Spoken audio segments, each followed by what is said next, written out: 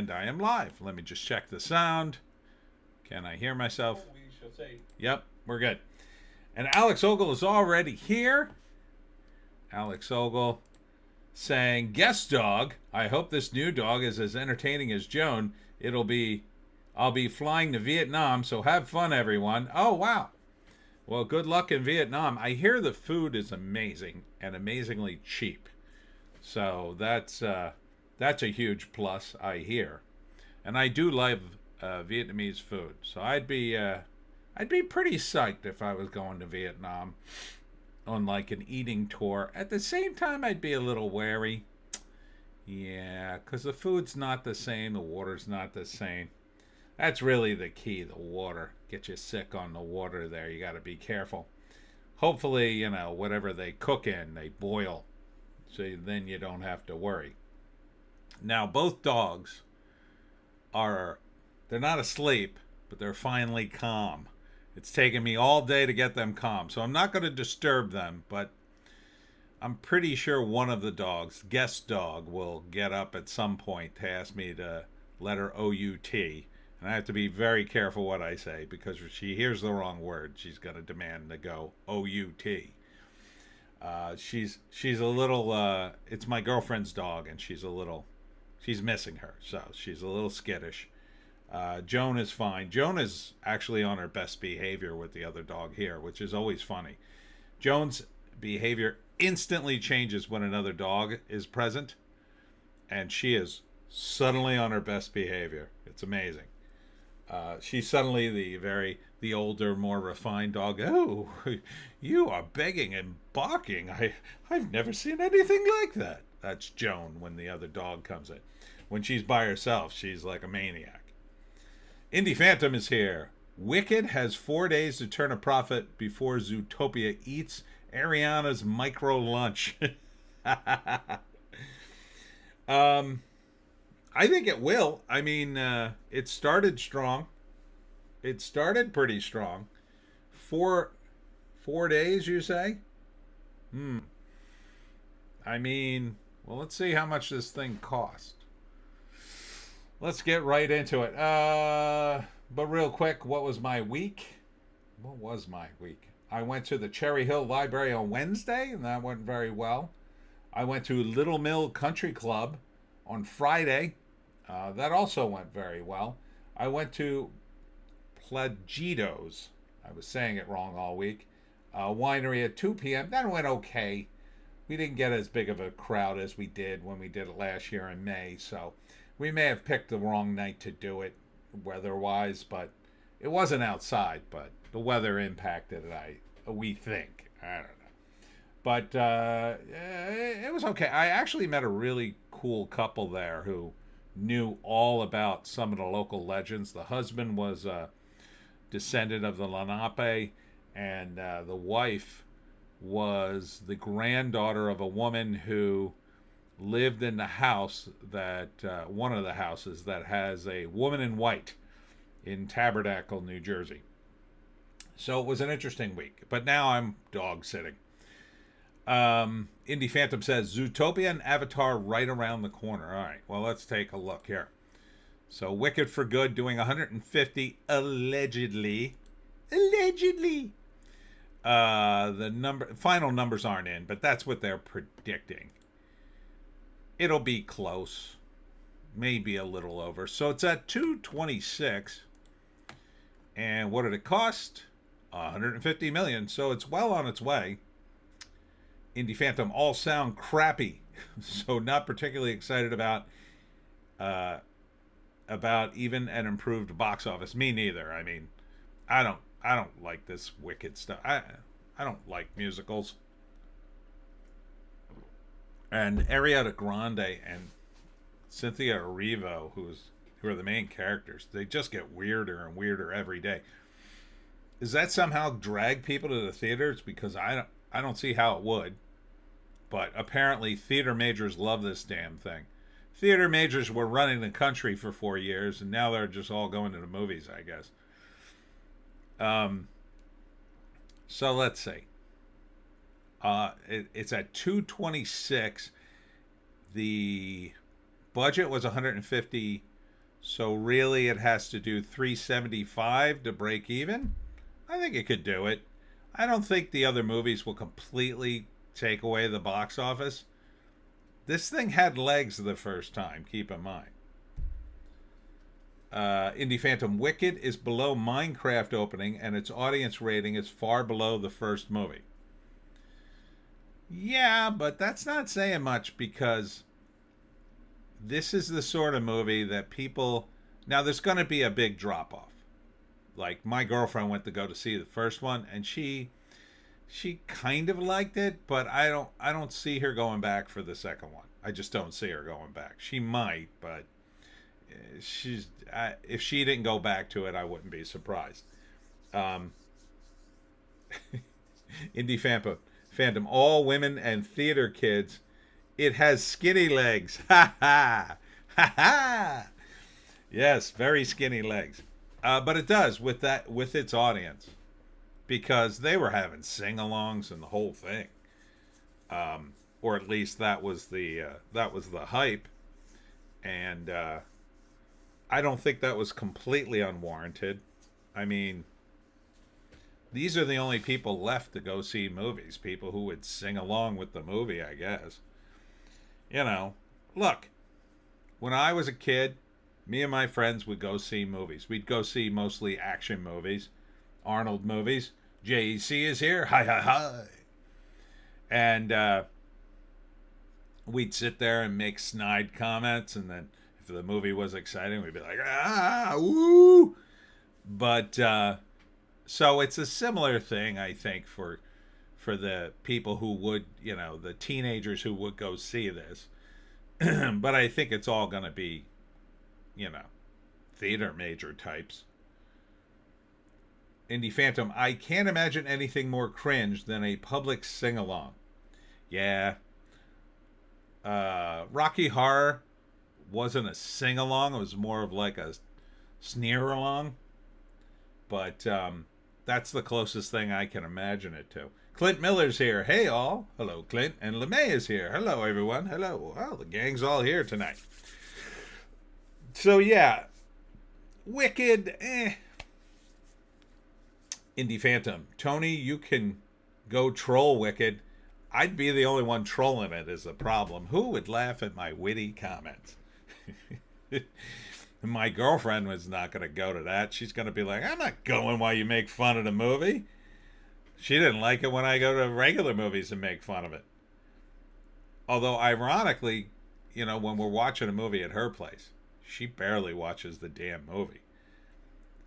But then again, I have great influence over which movie we're watching, so I usually pick a good one that's worth watching. Once in a while, I hit the wrong note.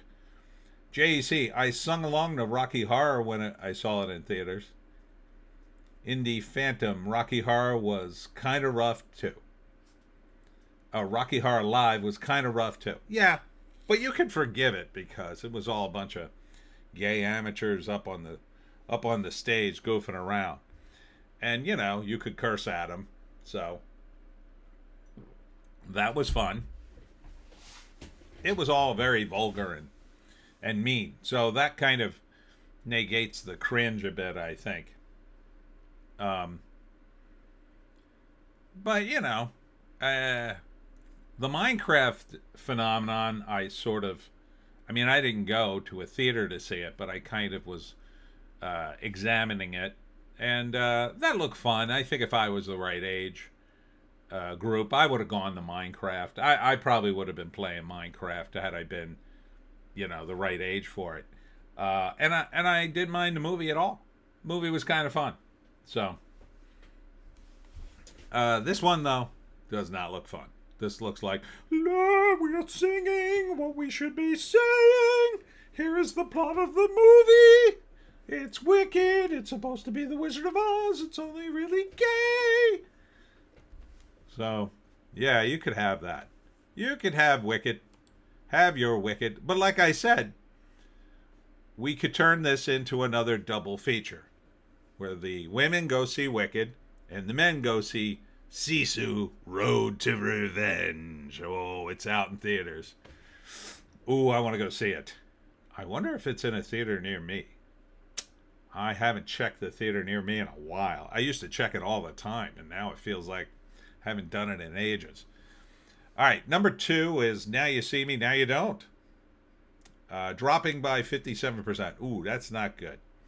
It's not great. It's not a complete disaster, but it's not great. But then again, it's not getting great reviews. This is the 3rd or 4th installment. The first one didn't look good to me, but 9.1 million. It's Lionsgate. Do I still have 2 shares of Lionsgate? Or did I finally dump it? I don't know. I'll have to check later. So, second week dropping 51%. That's no bueno. But number 3 is Predator Badlands at 6.25 million. It's only dropping by 51%. So that's almost at the threshold. The threshold would be 50%. Indie Phantom. Wicked does look gay as F. Now You See Me. Already forgot about it. Yes. Predator Badlands. Are we even close to making money on this thing? I don't think we are. 105 million. It's at 159. Brr. What do we need? We need 210. Nah, it's not gonna make it. It's not gonna make it. It's not gonna be a complete and utter disaster, but it's not gonna make it. Now You See Me.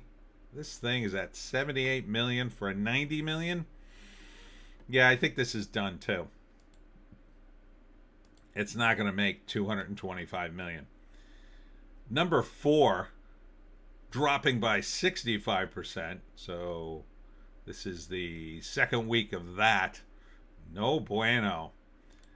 This is bad. 48 million for a movie that cost 110 million. Oof, this movie's cooked. This isn't even going to make its production budget back.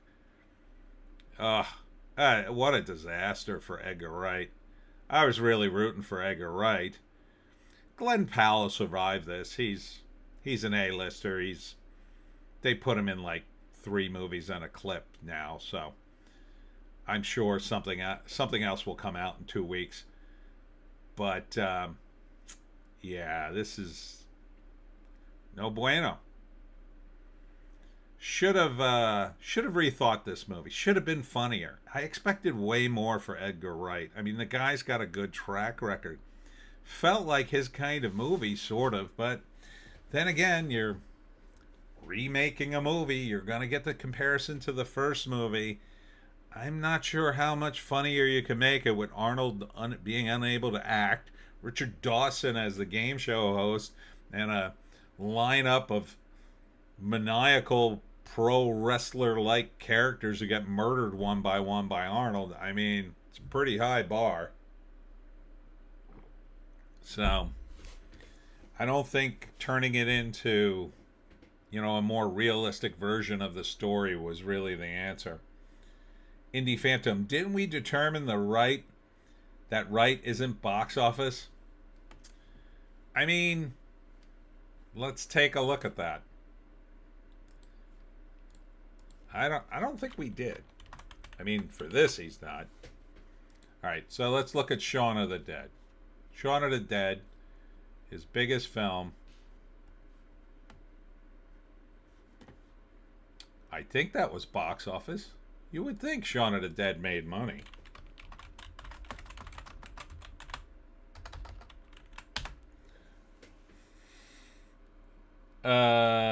Jesse Ventura. Oh yeah, he was probably in that too. I don't remember him specifically. Indie Phantom, this is supposedly super close to the book, which was the first was not. I know, but Stephen King, I mean,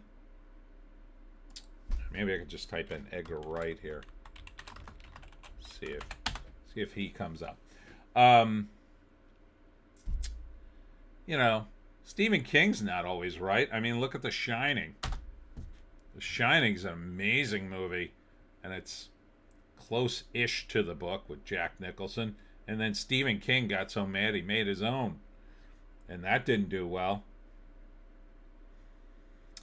JEC, he was in a hairpiece. Oh, okay, maybe that's why I don't Remember Jesse Ventura. Ah, come on. All right, the site's not cooperating, so I got to go back to the list before I lose the damn thing. All right. Get back to the front page, the numbers. You're killing me. Okay. We can't check right now. It's not working, but I'm pretty sure Shaun of the Dead made movie. See, that wasn't a big budget. And Baby Driver probably wasn't that the first sort of big budget? Maybe Hot Fuzz was a little higher. But I think all those movies made money. They were reasonable budgets. This is the first really big budget, maybe. Maybe. I don't know. That one about the end of the world, that might have lost money. Number 5 is Rental Family. Oh, great. Now the site's not cooperating. Rental Family, premiering at $3.3 million. This is Brendan Fraser. I don't know. It's kind of an odd premise. An American actor struggles to find a purpose until he lands an unusual gig working for a Japanese rental family agency, playing as stand-in roles for strangers. As he immerses himself in his clients' worlds, he begins to form genuine bonds that blur the lines between performance and reality. Confronting the moral complexities of his work, he rediscovers purpose, belonging, and the quiet beauty of the human connection. This sounds very much like the German version of this. I wonder if Rental Family is a remake of that German movie that came out. Indie Phantom. Think maybe Baby Driver was money. I would think. I remember a lot of people talking about that movie. JEC. Even if they didn't, they still had DVD sales back then. True. And, but yeah, Running Man's just no bueno. This movie looks no bueno, too. 3.3. They're not even telling us the budget. I don't think this makes money. They shot it in Japan. I mean, holy crap. Just going to Japan cost a fortune. So that's done. I think that would be done. But I think they're pushing that for Brendan Fraser. Maybe they'll throw an Oscar nod to it. Probably won't win. But Sisu, The Road to Revenge, only $2.6 million. However, the budget might be pretty low. But Stephen Lang's in it. So, oh, come on, site.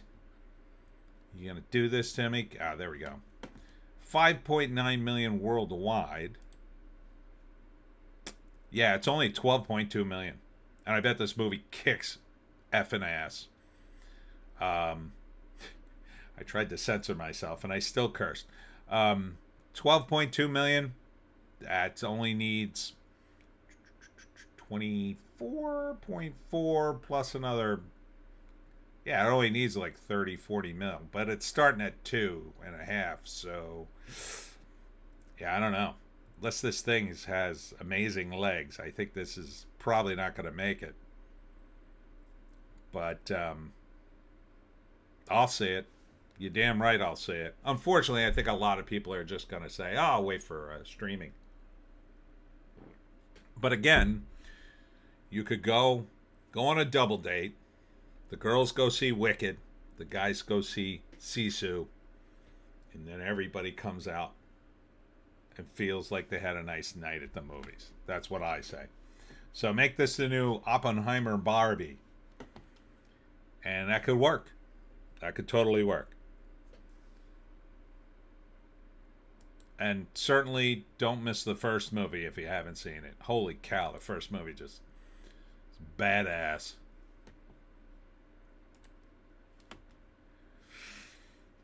But yeah, that's no bueno.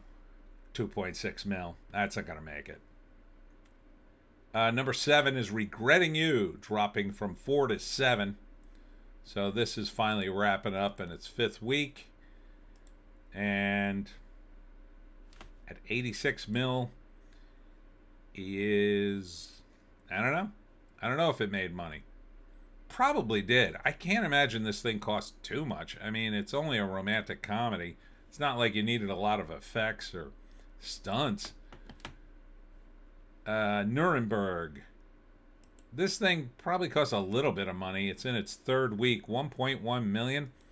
Again, it just seems redundant. 12 million worldwide now. No budget. I don't know. I mean, it's got Russell Crowe. It's got Rami Malek. I can't see that being money at 12 million, but you know. Indie Phantom is Sisu, a foreign flick. The director is he's like Finnish or I forget. It kind of, the first one was. I think the second one's not because Stephen Lang is in it.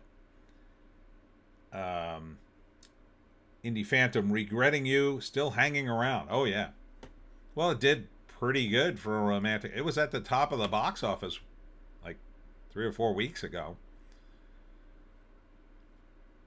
Because the box office has been so damn weak. Black Phone 2 shows up at 9, dropping from 5. 1 million even. Going out of theaters in its 6 weeks. I think this one, this made money. Yeah, only 30 million. See, this is how you make a movie. You make it for 30, it makes 130, and you're good.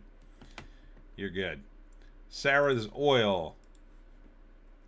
Zachary Levi's movie. $10 million. That is cooked. Probably didn't make any money.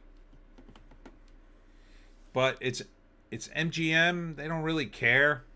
They'll just put it on their site for content.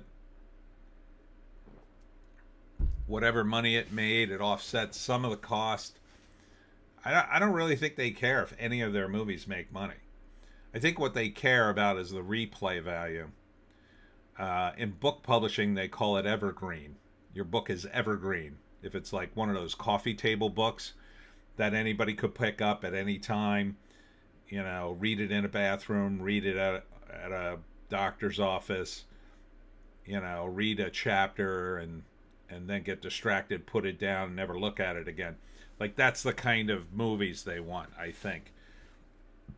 Because the idea is you have this vast library that, of movies you could watch. So you're not looking to get people on board just to watch one movie. You're looking to get them to get a subscription.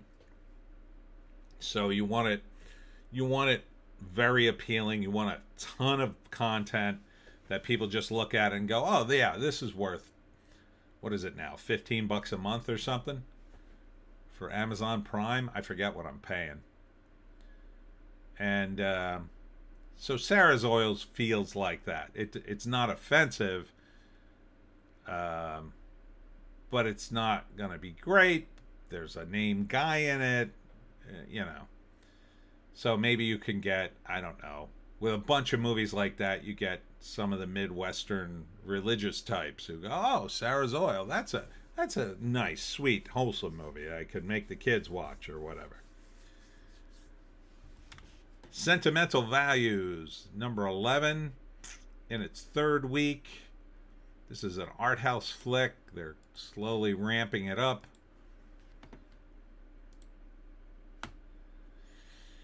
$1.5 million.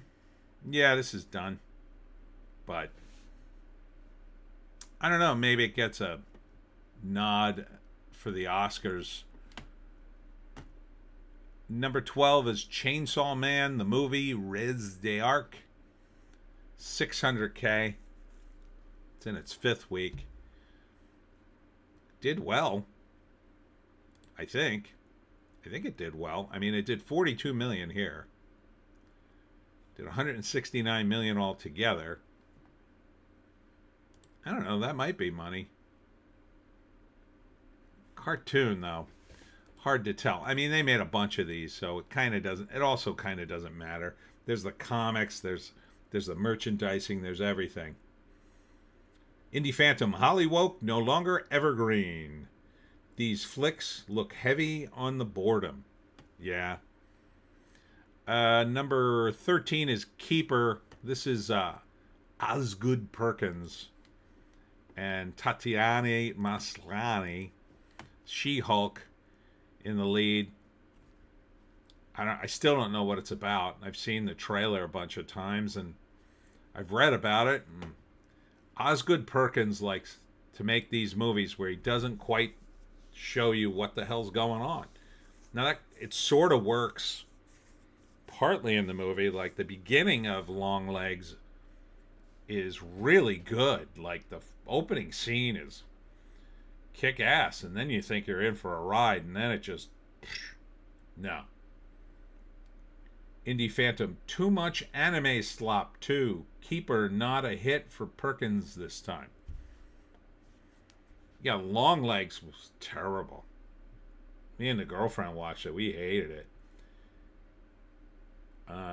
Indie Phantom, haven't seen a trailer. It's out. It's been out for a while. It's kind of boring, and it doesn't tell you anything. Begonia, and drop it to from 9 to like 14. 32 million. I hope this was a complete flop. I don't know that for sure. I feel like it should be a flop, but I don't think there's any major scenes in this. I think it's a lot of no effects and a lot of nonsense. It's Yorgos Lanthimos, who I think probably is the number one factor in ruining Emma Stone for me. I just don't, back in the day, Emma Stone would have, like, she was headed for the, leading woman sort of material, and then she went off in this weird direction, and it seems like every movie they ugly her up more and more. Or make her do something weird. I mean, I get it. Actresses want to do more than just look pretty, but, when you're young, you don't have much time. You don't have much time before you start hitting the wall. I mean, do some, she was still young. Indie Phantom, Begonia is a remake of some Korea propaganda piece? Oh, I didn't know that. Climate change things. Oh, that makes sense, because the company, the Jesse Plemons characters has something to do with bees. He's like a beekeeper of some kind working for a company. It just looked, God, it looked so unappealing. Like, it looked like someone took a funny movie and gave it to Yorgos, and he said, okay, let me take out all these things. What are these? Oh, they're jokes, Yorgos. Oh, yeah, let's get rid of those. I mean, back in the day, I gotta imagine that would have been a comedy movie. But same thing with One Battle After Another. And that one, I heard they're actually trying to bill it as a comedy. Indie Phantom, I actually avoid Emma Stone. Never hot to me. Early on, I mean, in Superbad, she was so cute in that. Plemons is some incel, and Emma is a literal alien. Is she an alien in the movie? Or is he just crazy? I don't know. I don't care. That's the problem. Like, the movie, the trailer makes you not care about it. You'll watch it and you just go, what the hell is this? I don't know what it is. It just makes you angry and frustrated when they show you a trailer and you can't just wrap your brain. Just tell me what it is. Just say, from Yorgos Lanthimos, a drama. At least tell me that. Instead of, like, showing me these scenes and now I got to figure it out. This is supposed to be entertainment. It's like handing me a menu, and instead of telling me what the chef's gonna make, I have to check off ingredients. And then I have to check off, like, the temperature at which I want it cooked and which ingredients I want cooked. I don't want to do all that work at a restaurant. I just want to order something that's delicious. That's what they've turned movies into. It's like, I just want an entertaining thing. You make it, and then come to me and tell me what it is, and then I decide to see it. That's how it works. That's it. Not like, it's not a mystery. just because you're subverting my expectations by making a weird trailer doesn't mean I'm going to see the film. It's going to make me not see the film. Indie Phantom, one battle after was always sold as a comedy. Check the first trailer. Was it? Well, they're trying to push it for awards. I know that. JEC, by the way, pre-orders for my new book, The Florida Hippopotamus Cocaine Massacre, is available now. Link in the chat. So check out JEC's brand new book, Florida Hippopotamus Cocaine Massacre. That's going to be Cocaine Bear the way it should have been done. The way it should have happened. Indie Phantom. Yeah, movies are sold as abstractions now. Yeah, that's a good word for it. Abstractions. The trailer feels like an abstraction. Like I'm in a class and they show us the trailer and then everybody goes, okay, here's a piece of paper. Tell me what you think the movie is. And whether or not you'll see it, and I'll tell you if you're wrong. The answer is no, I will not say it. After that is Springsteen, Deliver Me From Nowhere. It's going out of theaters in its 5th week. I'm so glad this movie tanked. $160K. I hope Bruce Springsteen financed this. JEC, it's a Cocaine Bear. It's Cocaine Bear if it was actually good. In stores February 18th, says JEC about his comic. So look for that. February 18th. Indie Phantom. One battle is all parody stuff, and DiCaprio's too stoned to remember a password. Basically, his Big Lebowski in a woke movie. See, that's where I take issue with the use of the word comedy. Any movie that's woke automatically for me is not comedy. Unless it's making fun of woke. Indie Phantom, bye-bye, boss. Hates Springsteen. Well, in the beginning, I kind of liked Springsteen, but I'm old enough to remember when he first came on the scene. But man, it's like these guys, they make so much money, they turn into some sort of institution, and it's like in the process of protecting their music and protecting their whole shtick, they become something else. They do it for too long, make too much money, and it's like, dude, you're in your 70s. He's not performing like a guy in his 70s. I remember going to see Lou Reed before he died, and he wasn't even close to, I don't even think he was close to being in his 70s. He was late 50s, early 60s, but he was super old for Lou Reed. Lou Reed did a lot of weird, edgy stuff, and it was a good show because it was nice and laid back. It was a guy who had sort of matured. He wasn't trying to put on a giant show. There are very few guys in their 70s that could do a show.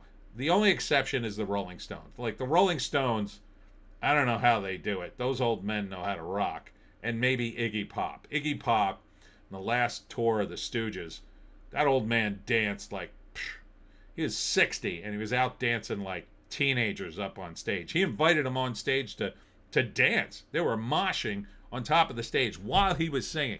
And let me tell you something. He invited those kids on stage. They were dancing at the beginning of the song. By the end of the song, Iggy was still moving.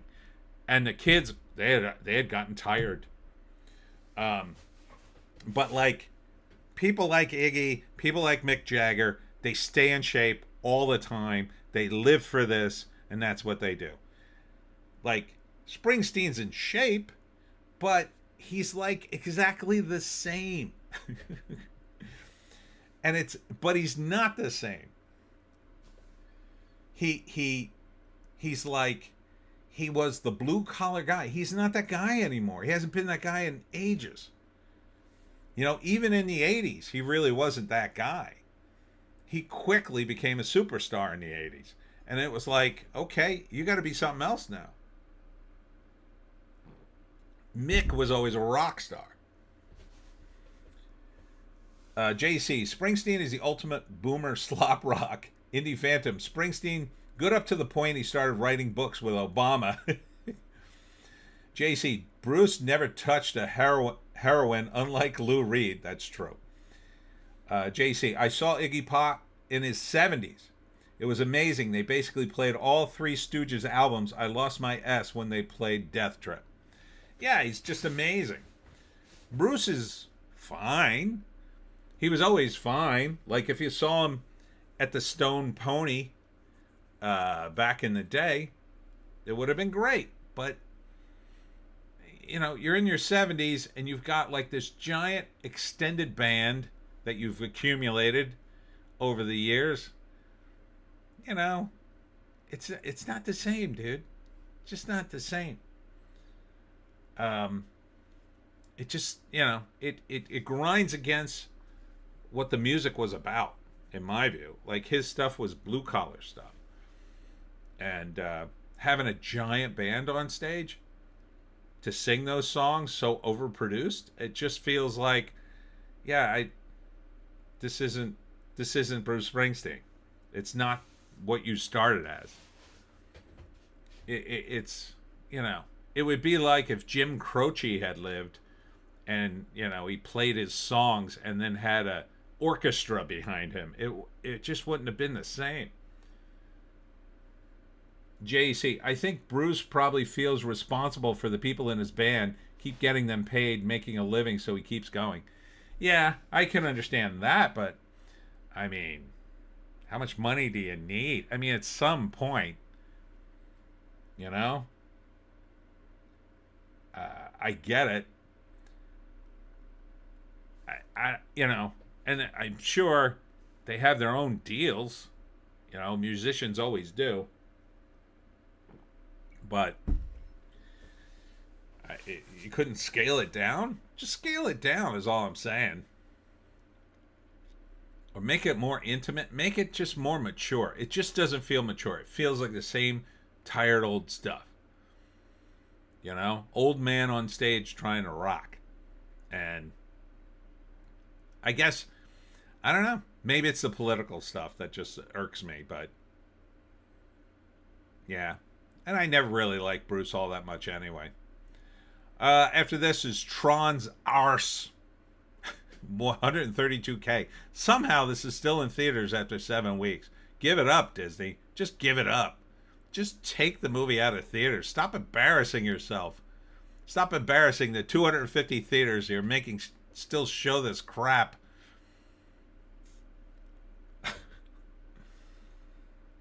JC, none of the members of his band can land a gig as big as with Bruce at this point. Sure, but,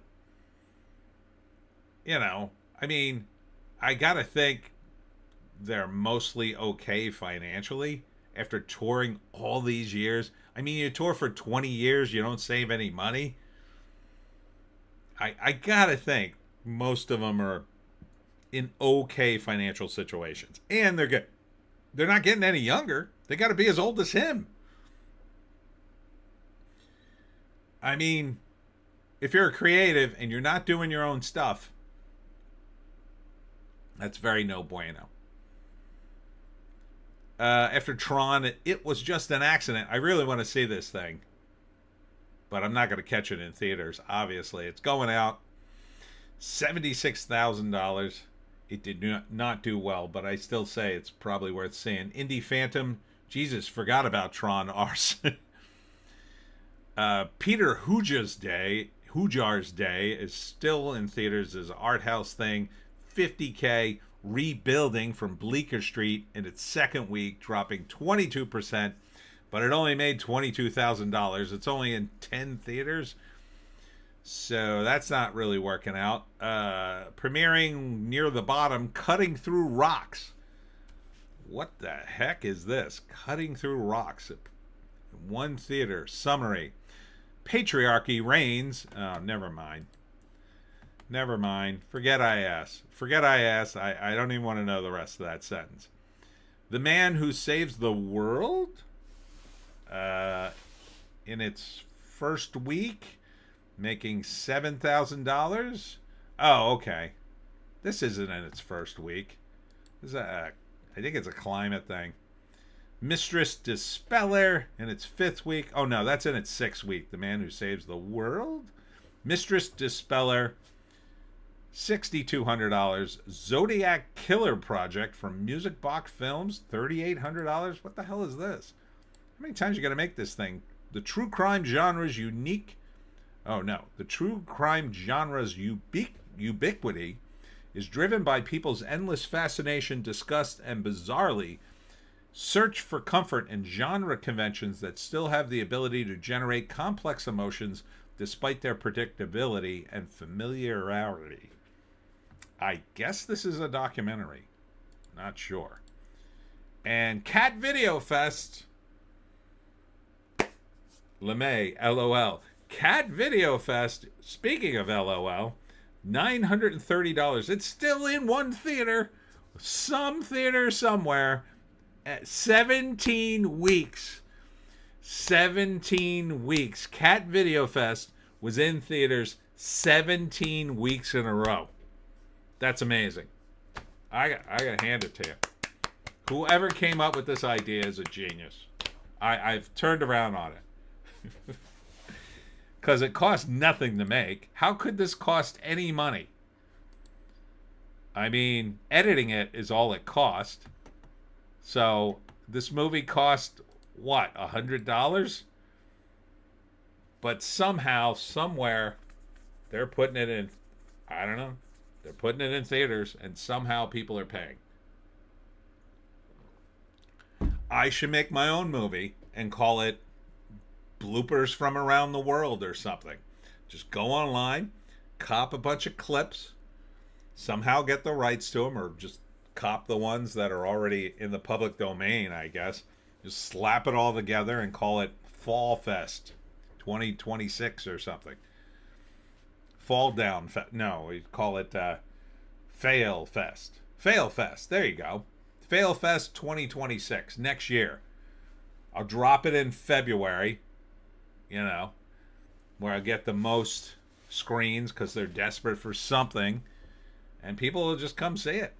Apparently people will see anything. If you'll go see Cat Video Fest, I don't know, I guess 80-year-old people are going to see this. People without the internet.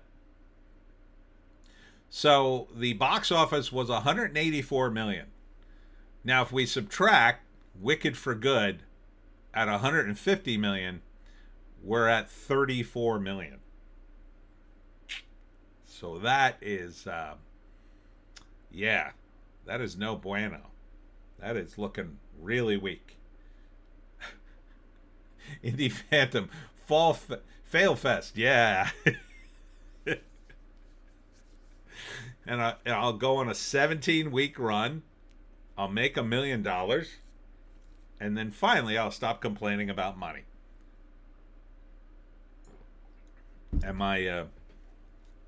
my profit margin will be like 99.99%. Oh, what a mess. I mean, you're right. Most of these movies are pretty unwatchable. The only movie I want to see on this list is Sisu Road to Revenge. That's it. The rest of these, I really don't want to see. No.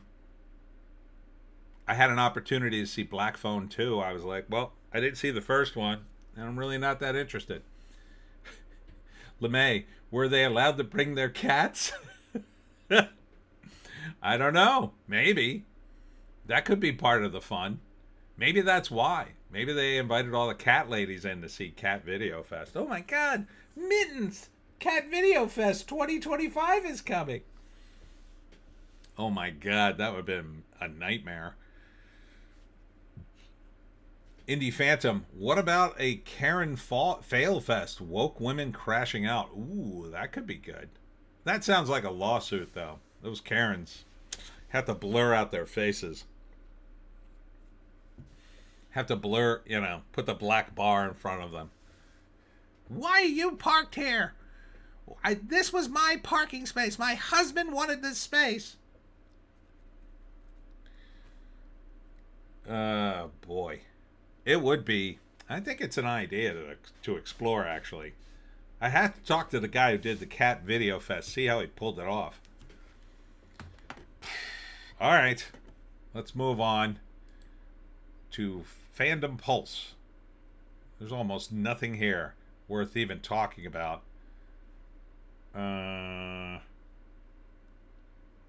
Apple TV Plus adapts William Gibson's Neuromancer. Can the cyberpunk classic finally work on screen? I don't know. Apple TV? Indie Phantom. My theater has an annual movie where they let dogs in with their owners. Seems like a bad idea. Yeah, I mean, Joan would love it, but I'm not so sure she would sit still with the other dogs in the theater. See, I took Joan to the dog beach once, and she didn't even care about the ocean. She just wanted to meet the other dogs. She went nuts. And by the way, it was a free-for-all. I sort of regretted bringing her out there. The moment I got out there, I was like, oh my God, if one of the other dogs attacks Joan, I am screwed. And I was like surrounded by all angles of all kinds of random dogs. So it was a short visit. But Joan did not give a flying F about the ocean. I put her little paws in. She jumped right out and said, no, I want to go meet the other dogs.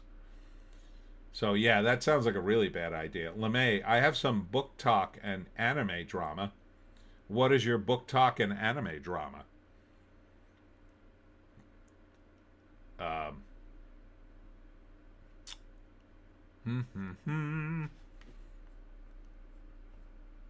see.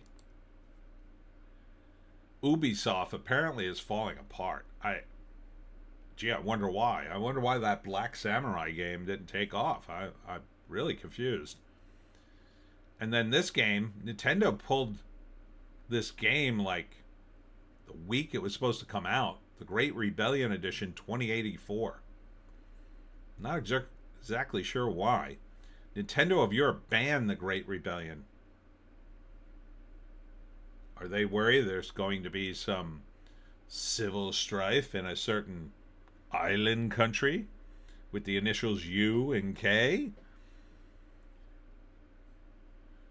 Angel Studios shares new trailer for the original series The Wayfinders. I saw this. It is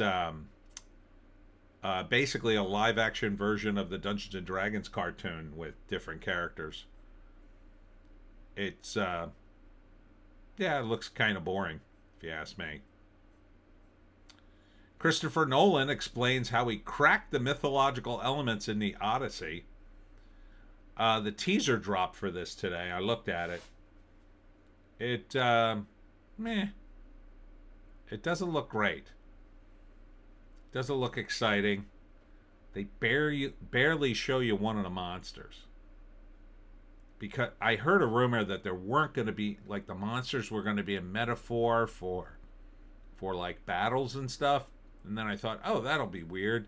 There'll be no monsters in it. But no, it looks like there's going to be monsters in it. So, Brendan Fraser describes the new Mummy film as the one I wanted to make. I hope he loses the weight in time, because he's still pretty hefty. But maybe I'd see it. LeMay, Willow, a trans booktuber, was harassed on the internet by angry, alchemized, and dark romance fans. Okay. And then harassed in real life or online. Paramount scraps R-rated Teenage Mutant Ninja Turtles Last Ronin film adaptation in favor of a family-friendly film. The Ninja Turtles are another one. I'm just kind of sick of the IP. I think they should just let it go for 20 years. You know, I get it. People grew up with it, but I mean, it's just exhausting, all the different reboots of Teenage Mutant Ninja Turtles. I think it's time. I mean, look, it was popular. It was fun. I liked it. I love the original Ninja Turtles. You know, the comic is amazing. But it's done, man. I mean, it's just done. I don't know what else you can do with it. It, you know, short of crossing it over with a few characters for fun. I mean, like, the problem with this kind of stuff is nothing is fun right now, and Teenage Mutant Ninja Turtles was sort of the ultimate fun kind of IP. It was just wacky and crazy, and you know, back in the 80s, it was so much fun. I was reading First Comics, and they had a Ninja Turtles. They had a character in First Comics named Grim Jack, and he owned Munden's Bar. And Munden's Bar was located in the city of Cynoshore, and Cynoshore was the nexus of every possible dimension. So anyone could show up in Cynoshore, and therefore Munden's Bar. So they had a story where the Ninja Turtles showed up. And it was fun. Like, stuff like that. JC, I mean, in theory, you can do a reboot for a new crop of children. Sure. But they've done that. You know? They've done it for Ninja Turtles now. So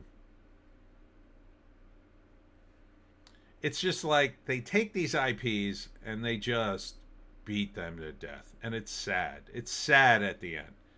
Because at the end, they just try a bunch of things in desperation, and it goes out, you know, with everybody hating it. Like, oh, that.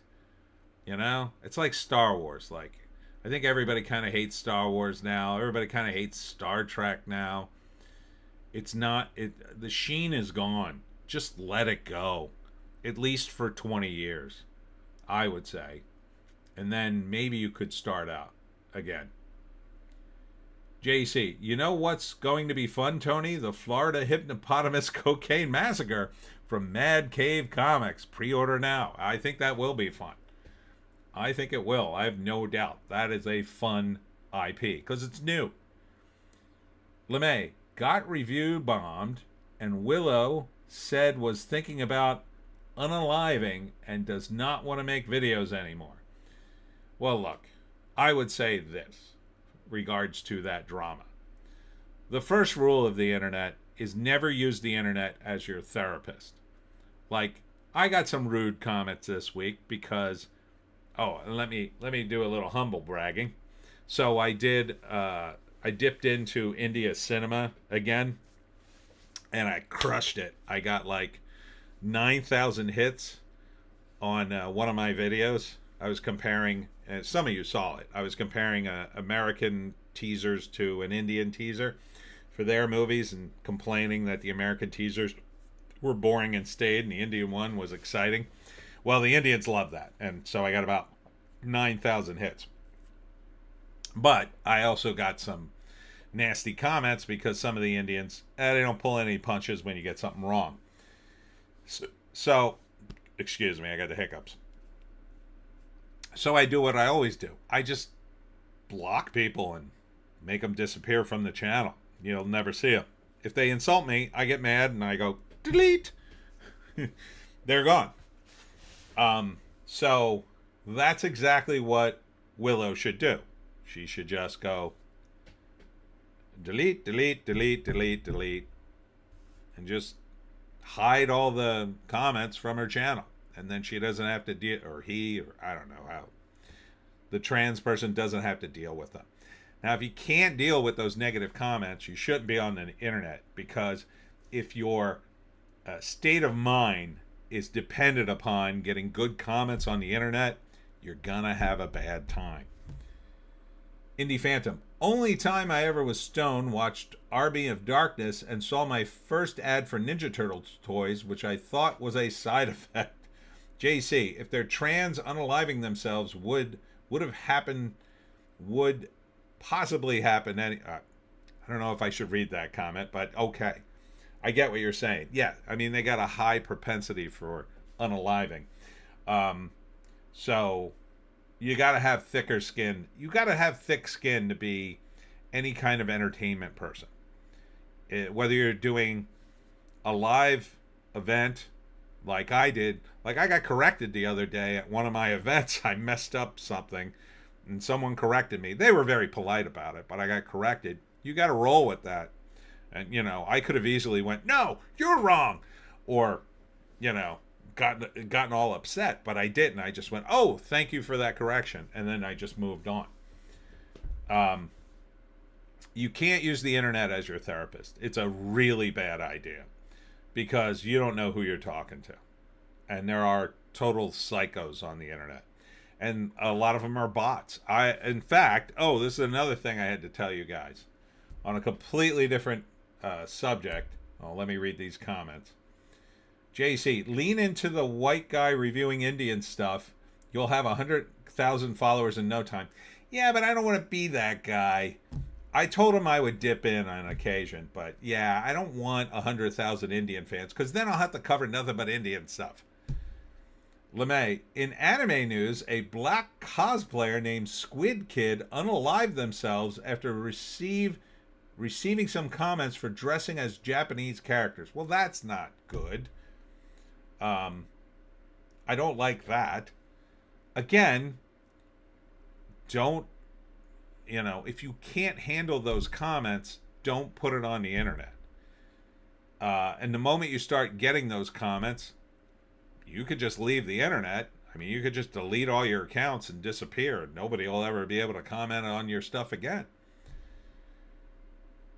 JC, 1 out of 2 chance. LeMay, I agree with you, Mr. DiGerolamo. Oh, you're so polite. LeMay, 51 at JC, 51%. Yeah, I saw a guy this week. He was posting on X, and he was like, "Oh, I'm so depressed," and he went through his troubles, and I'm just like, and I posted back to him, you should not use this as your therapist. Don't do this to yourself. Because invariably some of the comments were mean and, and like the platform can only do so much about, stopping people from saying really mean things. I mean, you look at a guy like Hassan Piker, he's allowed to say whatever the F he wants because he has some kind of magical amulet in the form of protection on a platform, I think. And he's called for the unaliving of certain people that he doesn't like, and no one stops him. So it's just a matter of time before someone with a fragile, mental state gets called out by someone like that, and then what happens? JEC, make a channel that's just for Indian, then try and monetize it by scamming them and selling them junk. Turn it around on them. Do the Indians sell us junk? What do they sell us? What I was thinking of doing a second channel, just of, American looks at Indian cinema. Indie Phantom, women definitely use the internet for therapy. Yeah, some of them do. Thankfully, my girlfriend does not. She is in the age bracket where she's still sort of like, yeah, I'm on the internet, but, she's not really on the internet. She uses the internet, but she lives in the real world.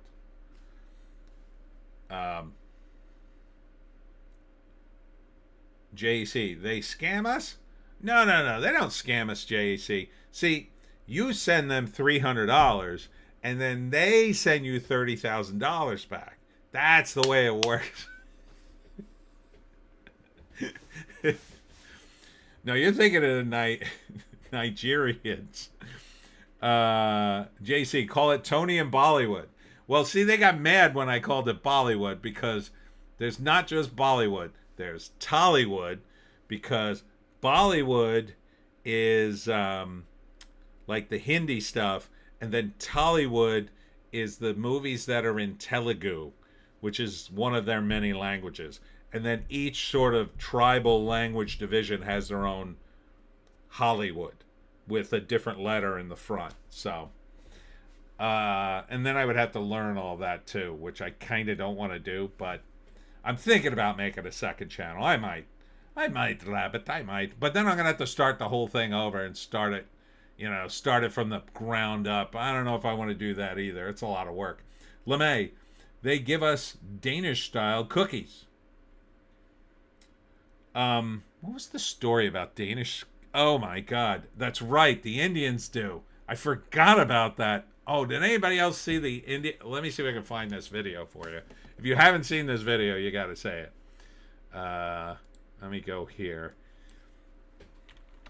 Indians make Danish cookies. Yeah, I have to do this, and let's see. Is this one it? Hold on. I can't play the music. So these are the guys in India. They're playing Christmas music underneath this. It's the funniest damn thing. Yeah, I better play it this way. So you can see he's making the cookies, and he's just stacking the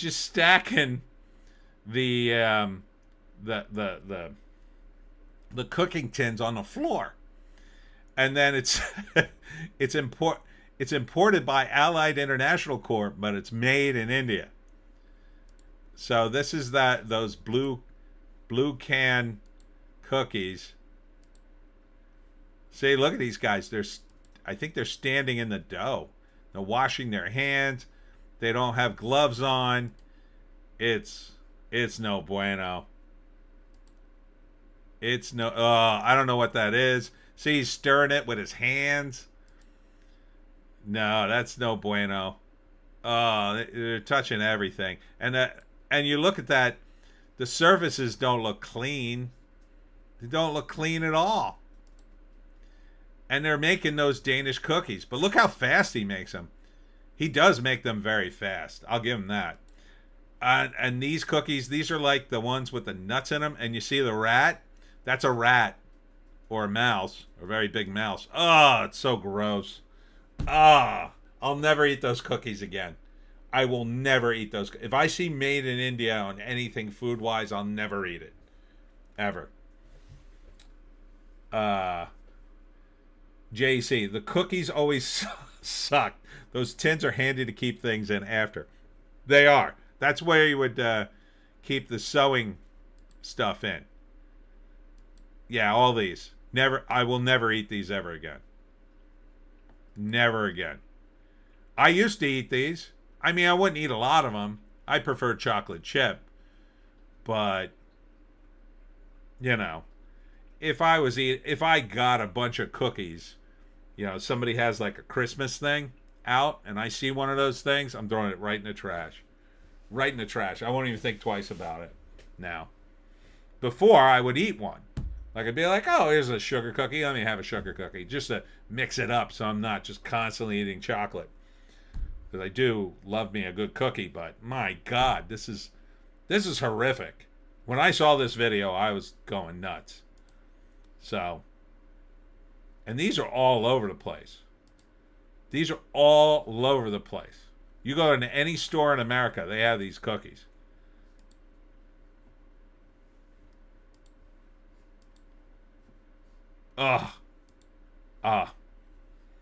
Makes me sick just thinking about them.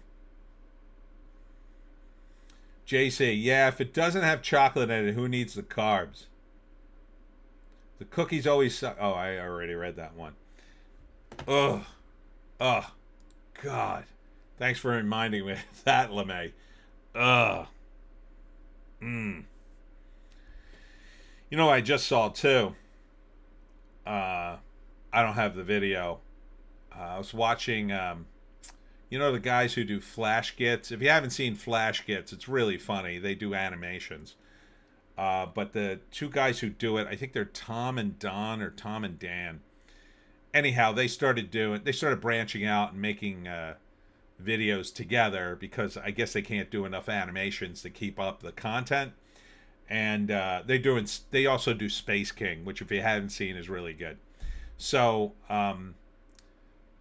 they're doing stuff about food. They're just doing random videos. So one of them they did was called they did English food as a hate crime because Tom is English, and then they did American food is a hate crime because the other guy's American.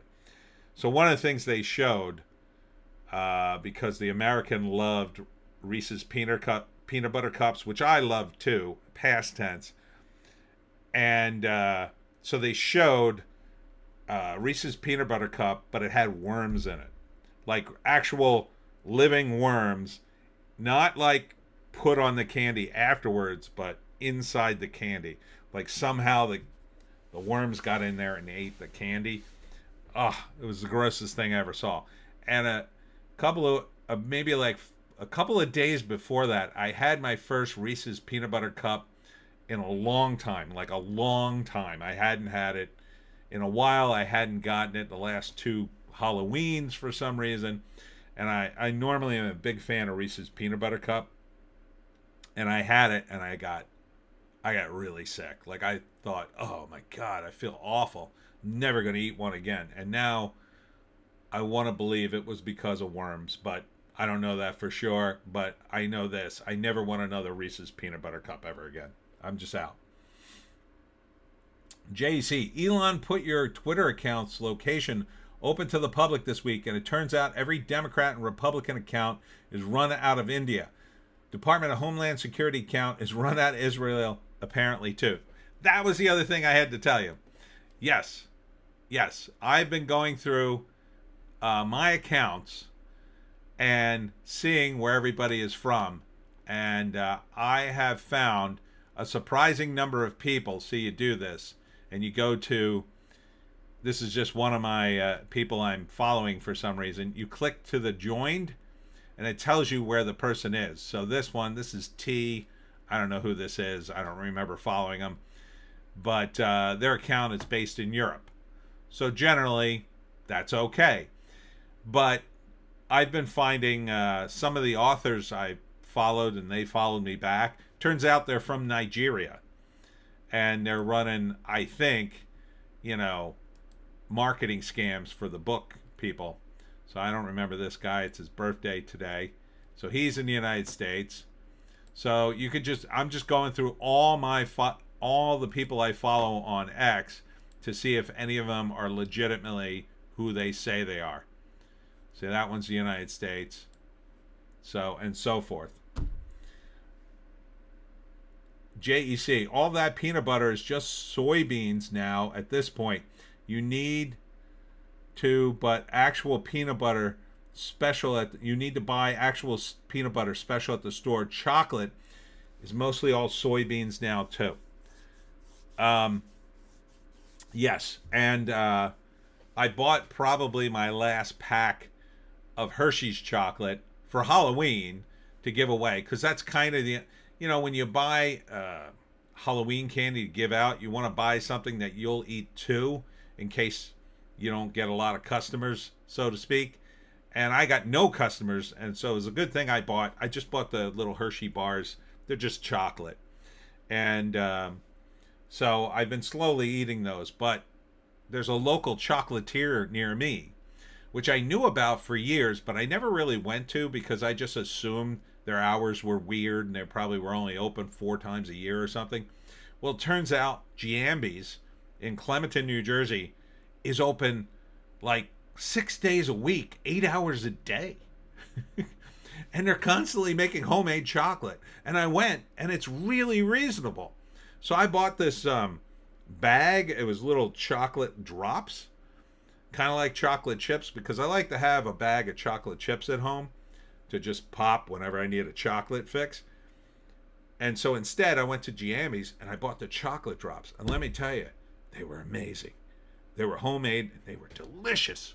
So now I'm just trying to burn through the rest of my Hershey's so I could just go, screw you, Hershey's, and then go back to Giambi's.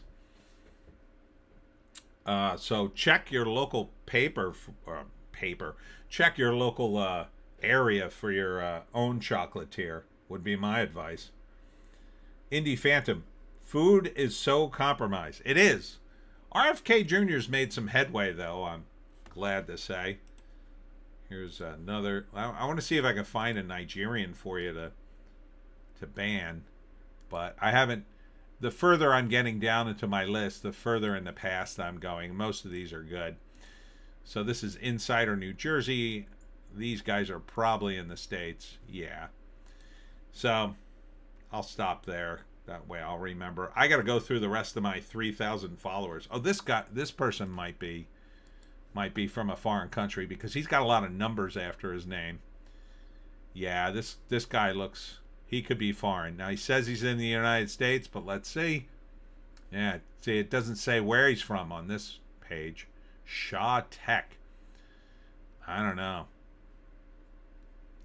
Yeah, he's selling a lot of stuff. I'm going to unfollow him anyway. There you go. Adios. Oh, I hit the wrong thing. Oh, wait. No, I'm going to close the window. So anyhow, I'll end on Garden State Initiative. Here, wait. I'm unfollowing here. Garden State Initiative. Let's see if this is from a foreign country. That would be a devastating one. It's supposed to be in New Jersey. Yes! In New Jersey. So it's a fun little thing to go through these. And then once in a while, somebody's from Nigeria for no reason. So I'll get back to you later, list. All right. Oh, here's something. Babylon 5 creator Michael J. Straczynski uses his new 1776 Marvel comic to posit whether it would be better for America not to exist. Michael J. Michael Straczynski, he's got TDS bad, in my view. I mean, this is like peak anti-U.S. derangement. Imagine living in America, the country every person on the planet wants to go to and live, or at least visit or do business with. Imagine living here and hating it. It's just insane. It's really a kind of insanity that may be studied in years to come, whether it's us or our Chinese overlords doing it. It's just unbelievable. JC, it's a brilliant and easy way to expose the scammers. Yeah, but it takes forever to go through your list, I'll tell you that. I've been doing it all day, and I don't even think I'm halfway through my names, but I wish there was a quick way to do it. What's the name? Jeremy at the quartering asked Grok to do it, and Grok was like, oh, I can't do that. But, yeah, I'm going through the rest of the list. Slowly but surely. And then once in a while, like, I don't know, I'm going through the list and something happens, and then I got to start over and go all the way back through my list and find the place I left off. It's annoying. But I will tell you my progress. So far, I've kicked off over 100 people. Yeah. I've unfollowed over 100 people, and most of them were Nigerians who were clearly trying to scam me because they were from Nigeria and their picture was some blonde chick who claimed to be an author from like Connecticut or something. And it was fake. It was completely fake. So definitely go through your list if you're on X still and check that out, because depending on who you follow. Now I try to follow a lot of fellow authors because we like co-promote and stuff, but it turns out a lot of those guys are Nigerians trying to scam you for some marketing, stuff. A handful of them were MAGA guys though. So watch out for that. But J. Michael Straczynski, it's sad to me when this happens because I used to like his stuff, and now I can only think of this. Now when I think of J. Michael Straczynski, I always remember that he wrote a Marvel comic positing what life would be like if America never existed, and I assume it was awesome, right? Like his version of it is like, oh yeah, there's no America, yeah, everything's great. They hung the founding fathers and then appointed a king, and everything went great, and we're just like Europe now, and everything's wonderful. Pfft. Unbelievable. JC, you see people started asking Grok who would win in a fight, Mike Tyson or Elon, and it said Elon would win. Indie Phantom, scammers be damned. Scammers. I feel like I'm scammed when I see someone like J. Michael Straczynski, because I feel like he was a phony all along. Like, if you were this anti-American, why didn't you say that in your earlier work? Like, if you were so gung-ho, why don't you just move? I don't understand. People who hate America, why do you live here? Why do you live here? Like, I don't get it. Oh, I hate America so much. It's blah, blah, blah, blah, blah, blah. Okay, move. You can move. You can go wherever you want because you're an American. Go to North Korea and then try to move. The JC, they asked Rock who would he save 1,000 children from falling off a cliff or keep Elon's suit from getting dirty, and it said it would choose to have Elon from getting dirty. Well, Grok is Grok, I guess. I mean, I think it sounds like Grok has been programmed to do whatever Elon wants and keep Elon safe. First and foremost, probably a smart move on Elon's part. He'll be like the last guy in I Have No Mouth, but I Must Scream. JC, even if you move, you still have to pay U.S. taxes, sucker. No, you don't. Not if you give up your citizenship. Give up your citizenship. Move and give up your citizenship. I mean, what would be the point of moving and not giving up your citizenship if you hate America? The whole point is you hate America, go live somewhere else. Become a citizen there. Go move to England. Go ahead. Go ahead. Go move to Ireland like Rosie O'Donnell did. They all speak English there, so you don't have to learn a new language. Go move into the country you think is so effing better than America. You think America's so bad, there must be another country that's better, right? Right? What's the country that's better? If America's so bad, I hear a lot of people like Cuba for some insane reason. Go move there. I'm sure the Cubans will be like, yeah, come on in. They'll be very confused when you do come in and ask to be a citizen, but it's your life. JC, please don't move to Canada. That would be hilarious, but I mean, these people are all talk though. J. Michael Straczynski, he's never gonna move. He's never gonna move. He's never gonna give up his U.S. citizenship. Not in a million years. Because the moment he starts looking into it, the moment he sees the taxes he'll have to pay in any other country other than the United States, he'll be like, oh, I don't want to pay that. I hate America, but I don't want to pay all those taxes. I didn't know you had to pay all those taxes. Yeah, he wants all that stuff in other countries because he thinks it's so much better, but he didn't want to pay for it. Oh, no. Why do you think every millionaire in Europe gets a dual citizenship in America? It's so they could do a tax thing. 100%. Storebang is here. Hello, Storebang. Still unsettled about the Reese's peanut butter cups. Yeah, me too. It's gross. They were really good. If you want to see the video, look for what are they called? Tom and Dan?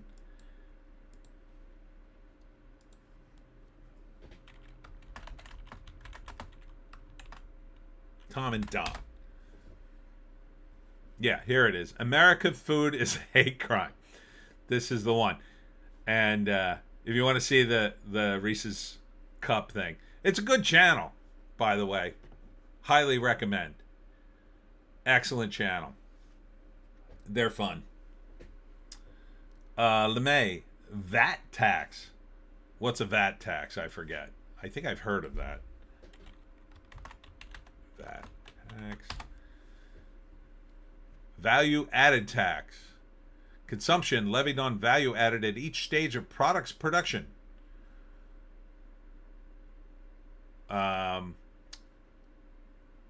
I don't know if we don't have that tax, do we? Or do we? I don't know. Not a tax expert. I just hate Hate them. Hate them all. Hate all the taxes. In New Jersey, the big tax is property taxes. We have very high property taxes. I think we have the highest in the United States next to Hawaii and possibly California. Because we're a very small state, well, pretty small, and we're very densely populated up north. So down where I live, the property taxes are less, but they go up every year. I mean, it's ridiculous. Indy Phantom, been off sugar for nearly 2 weeks, so this helps. That's a good thing. Good for you. I've been eating those Hershey's chocolate bars, but beyond that, I don't really eat a lot of sugar. I'm not a monk about it. Indy Phantom taxes just all bad. I agree. Anime versus Hollywood, last refuge of human creativity. I think it's a bit hyperbolic. Look, there's still guys making movies. The problem is there's not as much money in it. There was an avenue to make money in the past. Now that avenue is rapidly collapsing. So in the past, you know, you look at a movie like the Blair Witch Project, they basically made the movie on the cheap, sold it, and then it got picked up by a bigger, you know, production, or not production company, a studio, that then made millions off of it. Now, the guys who made it, they made some money, but they didn't make the millions the studio did. They bought it for next to nothing, from what I hear, and they put some money into it on top of that. I believe that's the story. But because of that, they got more deals. They got more, you know, they did sequels and such. So there was still a way to make a career out of movies by making a good movie, even if you did something like the Blair Witch and basically sold it and didn't really make the majority of the money on it. Now there's almost no way, because now you can't even do that. There are guys I know who make movies and they put them on Amazon, but they're not really making any money, because, you know, you can only make so much money because it's all content. It's just content. It's just so much content on Amazon. And in fact, you know, with the books are so overloaded on Amazon. That's why Amazon sent out an email to everybody and basically told me, if your book is not at least $9.99, it's going to be down, from what I understand, downgraded in the algorithm. So I had to raise my price to $9.99 for the Pineys, just so I wouldn't disappear and people could find me. So, and I gotta imagine they do something similar to the movies, because at some point they're gonna hit critical mass on the amount of stuff they have, and they're just not gonna need it. And when they don't need it, that's when they're gonna just start pruning stuff. They're just gonna say, all right, we'll just start pruning off the stuff nobody cares about. And so you might have 5 or 6 indie produced movies that you're really proud of, but nobody really sees on Amazon, and then they'll just change all the rules and they'll never get seen. So there needs to be a way for which new talent can come in. And yeah, I mean, anime is still kind of a way, but it's mostly because Hollywood and the system itself doesn't really understand anime totally yet. They're almost there, though. Give it another year or two, and they'll buy up every good IP, and that'll be it. Then they'll block everybody else out. They're like, oh, we own Star Blazes and Gundam and this and that. Yeah, we don't need your new anime thing. We get it now. We own all the good stuff. We don't need you. Get lost. So, and it was the same way with comics. Like, comics you could make money in comics. There was ways to do it. Now there's almost no way. The entire industry is mostly dead. The comic book stores are being crushed. Yeah, the only way to go now is through the whatchamacallits, the Kickstarters, like, the guys who are raising money and then doing the comics on their own. So that way you can make some money, like JEC will make money on his comic because you're going to order it because it's dropping February 18th. LeMay, we don't have it, but the Europeans do. Oh, okay. The Europeans have a value-added tax. They have way too many taxes, which is why they no bueno. That's why everybody leaves Europe. That's like the first thing you do if you're a major movie star or celebrity or rock star. You quickly come to America, you get a dual citizenship, and then you start shifting all your money over here.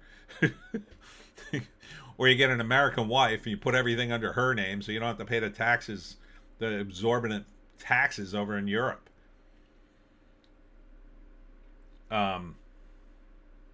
It's just crazy. I mean, they're even worse now. And then you don't even move into New Jersey, that's for sure, because the taxes are very high here. You move to like Texas. Everybody's moving to Texas and Florida because the taxes are so low. Yeah, it's such a mystery. Like, we have this governor. She's like, oh, I'm going to make everything better for New Jersey. She just got elected. She's horrible already. I hate her. It'd be easy for her to make things great. All she'd have to do is slash the taxes to next to nothing. Everybody come flooding back into the state. Businesses would open. Everybody would cheer her. She'd be reelected in a landslide. She's not going to do that. What she's going to do is what every Democrat, left-leaning moron does. She'll come up with some ridiculous policy where she gives you part of your money back, and then, you know, you get a rebate if you fill out all those forms, and it's going to cost us a fortune to process them. So she's going to have to raise the taxes. So you won't just get your $400 a year, let's say. You know, it's going to cost you $3,000 to get that $400 back, basically. It's what they do. It's like Ma'am Danny trying to make the buses free over in New York. That's what he's trying to do. It'll be insanely stupid. It'll save no one any money because immediately every homeless person will be riding the bus nonstop, peeing and pooping all over the place, and nobody will want to ride the bus. Like, absolutely no one will want to ride the bus. Or he'll have to turn the bus into some sort of prison transport where they kick off the homeless people. JEC, but Tony, we need to pay for housing and food for immigrants. They have expensive taste. Yeah, well, there's that too. In New Jersey, yeah, our new tyrant governor has vowed to fight Trump and keep the sanctuary cities open because they're doing so well. Paterson, New Jersey is now basically Palestine, I hear. They actually renamed one of the streets Palestine Way. So, I'm glad I don't live in North Jersey. I'll be staying in the Pines, thank you very much. The one saving grace of the Pine Barrens is it's protected land. So the Democrats won't touch it because they'll get absolutely clobbered by the Greens if they do. So, but they'll drive the rest of us out and into bankruptcy, I assume. What else? That's it. That's it for Fandom Pulse. Over at Variety. Wicked for Good dazzles with 150 million. Well, we'll see. We didn't officially get the number, but I'm sure it's pretty close. Kendrick Lamar. Look at this. Kendrick Lamar comedy with South Park creators Trey Parker and Matt Stone removed from March release date. We're working hard at finishing the movie. Why the hell are the guys from South Park working on a comedy with Kendrick Lamar? That's weird. I really liked the South Park guys did a few live action movies back in the day, and they were pretty funny. Anybody see Basketball? I love Basketball. But Kendrick Lamar, like, why him? It seems such a weird pick. But okay.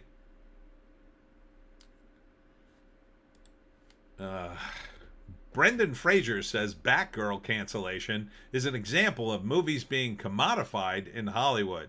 It's more valuable to burn it down and get the insurance. Oh, come on, dude. This wasn't going to be a good movie. I don't know why he keeps defending this. I'm sure he was fine in it. He was Firefly, by the way. Uh, be careful what you wish for, dude. If they release this thing, I think it'll tank. Although they released the second season of Joey, the 8 episodes that never aired for some reason. They're airing, and somebody already reviewed them as terrible. Surprise, surprise. JC Kendrick is super overrated. I tried listening to Pimp a Butterfly, not feeling it. Yeah, he did the Super Bowl halftime show last year, I guess. And everybody in the room was just kind of like, ah. I was at a Super Bowl party. I think that was the one the Eagles were in. Was that last year? I think it was. And everybody just sort of groaned. They're all my age. They had zero interest in the halftime show, but it was like, can't you just, I don't know, put on somebody that the football fans would at least like? Indy Phantom. Basketball is good. Find Jenny McCarthy. Oh yeah, is she in that? My favorite is the guy, I forget his name in the movie. Wears the pineapple costume with no arms. He was funny. Wonder whatever happened to him. Donald Glover says he suffered a stroke. Oh my God. During a 2024 Childish Gambino World Tour, they found a hole in my heart. Usually a guy that young doesn't have a stroke. I guess he has a heart defect. Or maybe it was something else. JC, I remember watching the halftime show and thinking rap just isn't cool anymore. I like basketball.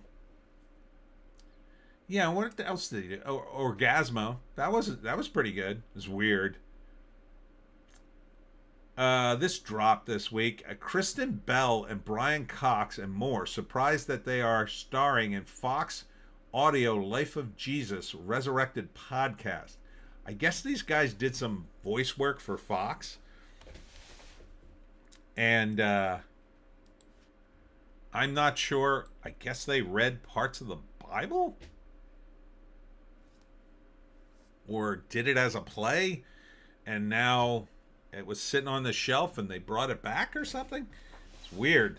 I don't know why they're complaining. I'm sure they got paid. Fox isn't even going to stiff you. So, are they upset because they didn't think the Life of Jesus wouldn't be out at some point? I don't understand what they're complaining about, but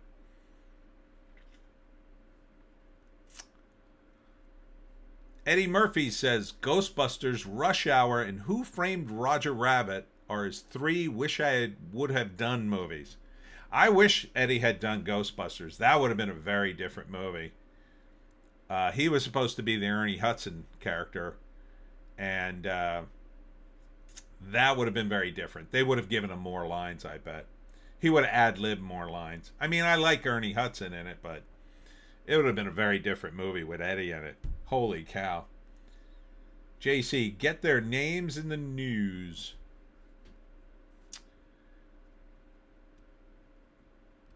Owen Gleiberman says The Wizard of Oz is the first movie that flipped the patriarchy on its head.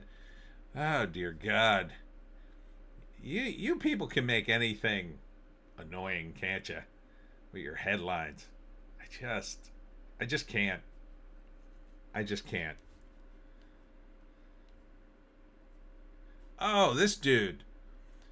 Udi Kier, that was his name, dies at 81. Oh, man. I remember him. He's in a lot of different things. He had a cool look. He was always a bad guy. JEC, Eddie and Roger Rabbit would have just made it more of a race thing. Probably would have been tiresome. Oh, I don't know. Eddie's pretty funny. I don't think he would have gone down that. Who the hell would he have been? I guess he would have been the Bob Hoskins character? That would have been weird. Rush Hour would have been interesting. But then again, you know, I was talking to a friend of mine. We were talking about some movie that some actor claimed he was in. Oh, I know what it was. Dick Van Dyke last week said he was offered James Bond, but he turned it down. And my friend's reaction was, well, that could be the story. It could be that they thought of him and then, they were never really seriously thinking about him. I know for fact, I believe, that Ghostbusters was written with Eddie in mind. I forget why he couldn't do it. Rush Hour, he might have been too old for that by that time. Who Framed Roger Rabbit? I don't know, man. Seems like a weird choice for him. JC, Wizard of Oz was more of a matriarchy. It was the female witches running things. Yeah, I wouldn't say it was the patriarchy turned on its head. Indie Phantom, Udo. Wow, yeah, tons of Italian horror. JC, Roger Rabbit is a metaphor for racism, but it's subtle because they were cartoons. If you made the lead black, it would have been too on the nose. Maybe. I didn't read the book. Was the character in the book originally black? Maybe he was.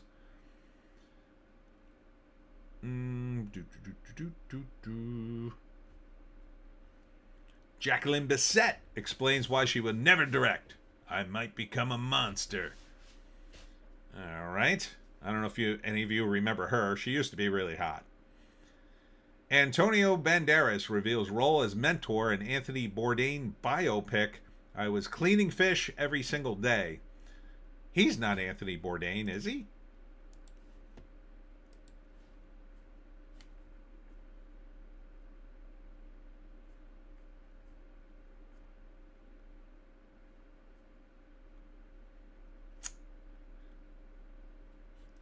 Banderas shed new light on the Matt Johnson directed Tony, which reimagines the chef-turned globetrotter as an aimless young man. It can't be him, can it? Let me see who's in this damn thing.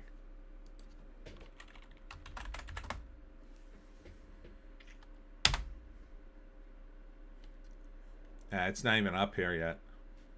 Oh wait, this might be it. Yeah, here it is. Oh, he's in it, but he's not the lead.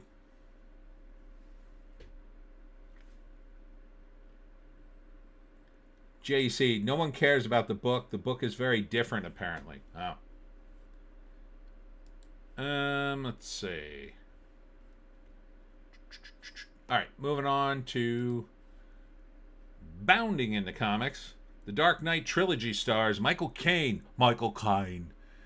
and Morgan Freeman take polar opposites stances on AI. So I know Morgan Freeman is very much against AI. So I guess Michael Caine is for it. I mean, Michael Caine, he's looking super fragile. I mean, he needs a walker. So he's probably just thinking, this will be my way to, like, kind of live forever and, have the AI use his voice. I mean, I don't blame him. I would do that. If I was on my way out, I'd be like, sure, make an AI on me. Especially an actor like Michael Caine. He don't care. He's been in all sorts of terrible movies. Indie Phantom. Caine loves it. Apparently. Yeah, make him Alfred forever.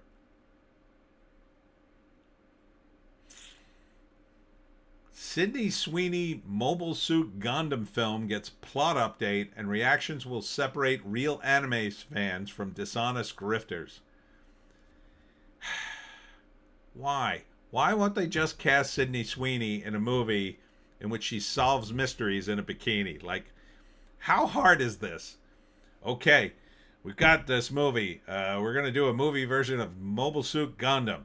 Yeah, let's put Sydney Sweeney in it. Okay, I guess. As what? The mechanic? Oh, does she wear overalls through the entire thing? Yeah, okay, perfect.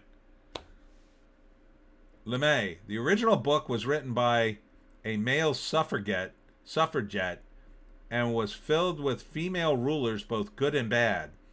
Oz was a fraud, and the true ruler was a girl named Ozma, who was enslaved by a witch. JEC, you read that headline, and I sighed at the exact moment as you...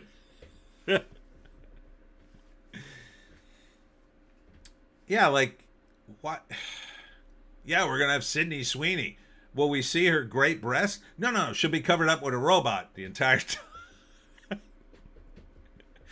I have another Sydney Sweeney pitch. It's called Woman Under the Mud. Oh, so she'll be like mud wrestling and we'll see her hot, sexy body. No, she's under the mud. You don't see her at all.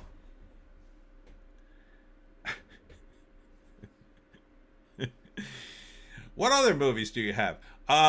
For Sydney Sweeney, a movie called Hijab. Yeah, we're going to put her in a hijab for the whole movie. A loose hijab. You're not going to see any curves at all. We're going to do a remake of Pitch Black. Yeah, so it'll be very dark. You won't see her. I mean, how hard is it to just do a movie where, I don't know, she works in Hawaii and works on a beach as a hot waitress or something. Works at Hooters. I mean, the list is endless.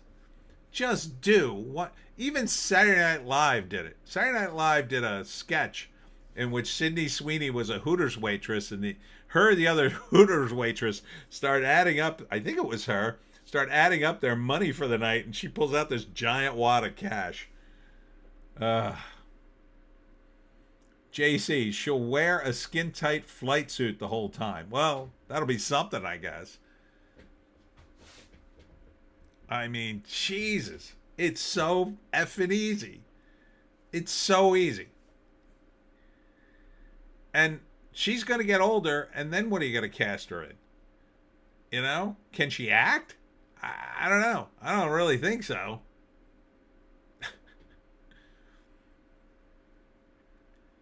The Alkalite creator thinks Star Wars related content on track to be more culturally impactful than actual films. Well, I'm glad we could check into the insane asylums and see what's going on there. Oh, did you loosen the straitjacket long enough to get that quote? God, people are delusional. They're delusional. Oh, it's Leslie Headland. Oh yeah, she's living in a world of her own, I think. Thanks to the internet, the Alkalite creator Leslie Headland thinks Star Wars content is now more irrelevant than the Disney IP itself. You wish. That was the plan. I read a long article about that. That the plan Kathleen Kennedy had originally was to basically keep making content on the back end of Lucas's vision to the point at which you would completely forget about it. That was the plan. Like, imagine having the biggest hit in the last 50 years, the biggest franchise in the last 50 years, paying billions of dollars for it and saying, how can we get people to forget it? How can we get people to completely forget about the amazing hit we just purchased that everybody loves? Well, I guess we could cast Sydney Sweeney in it in a very flowing robe so we can't see anything. They're utterly insane. They're utterly insane. It's as if the Chinese communists, who I believe are destroying Hollywood from within, came to them and say, listen, we really need you to destroy Star Wars. And they were like, oh, yes. Yes, masters. Give us lots of money. We'll destroy whatever you want. Well, you're going to have to really destroy it. I mean, people really love this thing. Oh, we're up for it. We're up for it. We will put out so much Star Wars content that sucks that people will eventually hate Star Wars. It'll connect to it, but then eventually we will push that it's actually better. No one will believe, and the communists are just like looking at each other going, no one will believe that. And no one did. People sometimes shoot me a comment like, why do you hate everything? And like, I think back to meeting Harlan Ellison, the famous author, sci-fi guy.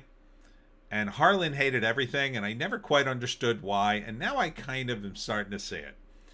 I really am. Although Harlan really hated everything. Everything new, anyway. Dorothy's cameo in Wicked for Good explained. Oh, good. Oh, good. We're making something that takes place in the Wizard of Oz world. Let's have Dorothy make a cameo. Oh my God. Ariana Grande red carpet grabber deported, banned from Singapore. Well, at least Singapore's allowed to deport anybody. I don't hear any of the lefties complaining about that. I bet none of them would complain. Let's see. Stranger Things drops an action-packed final trailer for Season 5. I believe it's Season 5 Part 1, but whatever. Let's see. Siskel and Ebert come alive on stage as Chicago marks 50th anniversary of iconic critic duo? What, did they make a movie? Oh, no, they're doing like a live performance. I mean, I guess. Not sure why you would do that. Seems weird.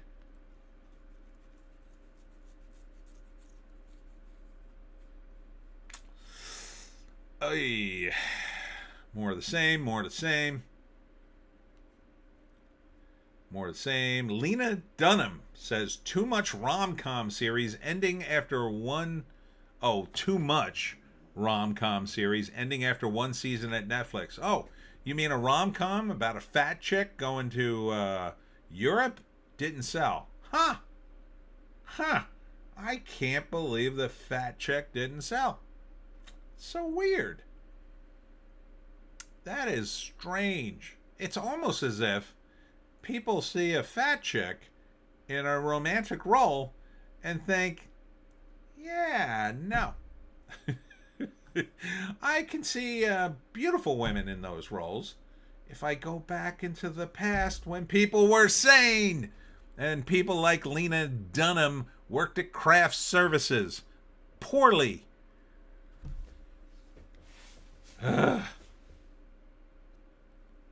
Let's see. Okay. That's enough of these headlines. Over at Bleeding Fool. Non-humans in human literature. Rethinking species and storytelling. All right, you do that. Mel Gibson is back. Check out his hunting season trailer. That looks pretty good. That looks like an action-packed Mel movie. He shoots a lot of dudes in the face. I think that might be pretty good. I think I did a trailer thing on that. Project Hail Mary. I don't know. It might be good. I don't know.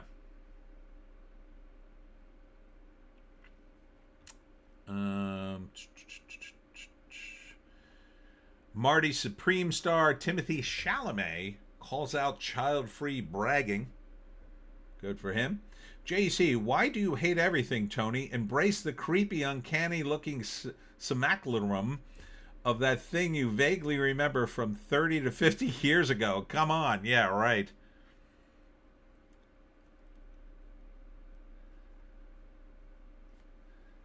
What is this? I didn't see this headline. Disney's... What the hell is happening? Disney's traditional family-themed Versa offends audience they created. After years of chasing approval from progressive activists, Disney now finds itself caught in the irony of its own making. The company's new short film, Versa, has stirred outrage among precisely the same online audience that demanded more representation. The reason? It celebrates a man and a woman falling in love, starting a family, and finding meaning through tragedy. Okay. One scene shows the couple holding hands under a pink sky and a glowing star, the woman's pregnant belly. The image is tender, symbolic, and unmistakably about new life. That was enough to set parts of the internet off. My 3-year-old granddaughter looked at me with her innocent eyes and said, "Grandma, is it normal for a woman to love a man?"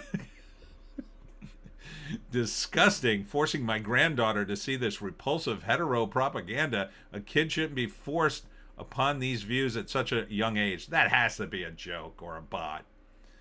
I can't believe it. No, I'm not believing that. I call BS. Keep this disgusting heterosexual breeding propaganda away from children's impressionable minds. This has got to be a joke. Can these straights keep their breeding fetishes away from children's minds? No way. I don't believe these. I think this is a psyop. That's kind of a weird topic for kids. How many kids are going to need the birds and the bees talk after this? LOL. Why do kids need to see TS? It's just unnecessary. I think kids shouldn't have this shoved down their throats. It's disgusting. I think this is less just the LGBT community like trolling this. JEC, is this parody? A 3-year-old didn't say that. Check where those accounts are located. Yeah, I think this is all bull.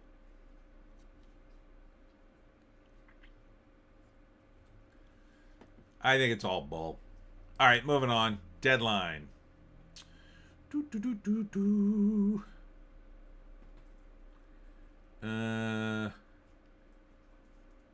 BBC plans to save £100 million by reimagining its workforce. Well, that'll be interesting. JC, kids understand mommy getting pregnant. Yeah, I think that's a pretty basic premise of life. Donald Trump expresses caution about lifting FCC limits on ownership of TV stations. Yeah, I don't know what they're going to do. No one's watching TV. You think movies are in trouble. TV's in bigger trouble. But everything has to be like... They have to lower everything. They have to cut back on the budgets now so they can make money on their shows. And they have to make shows that are more local, I say. I think that's the future of television. I think it's going to be more like radio. It's going to be news, weather, TV, and local interest. But I think that's the only way to go. Apocalypse in the Tropics director Petra Costa on the Bolsonaro arrest. Investigation into Christian nationalist pastor in her Oscar-contending film. Okay.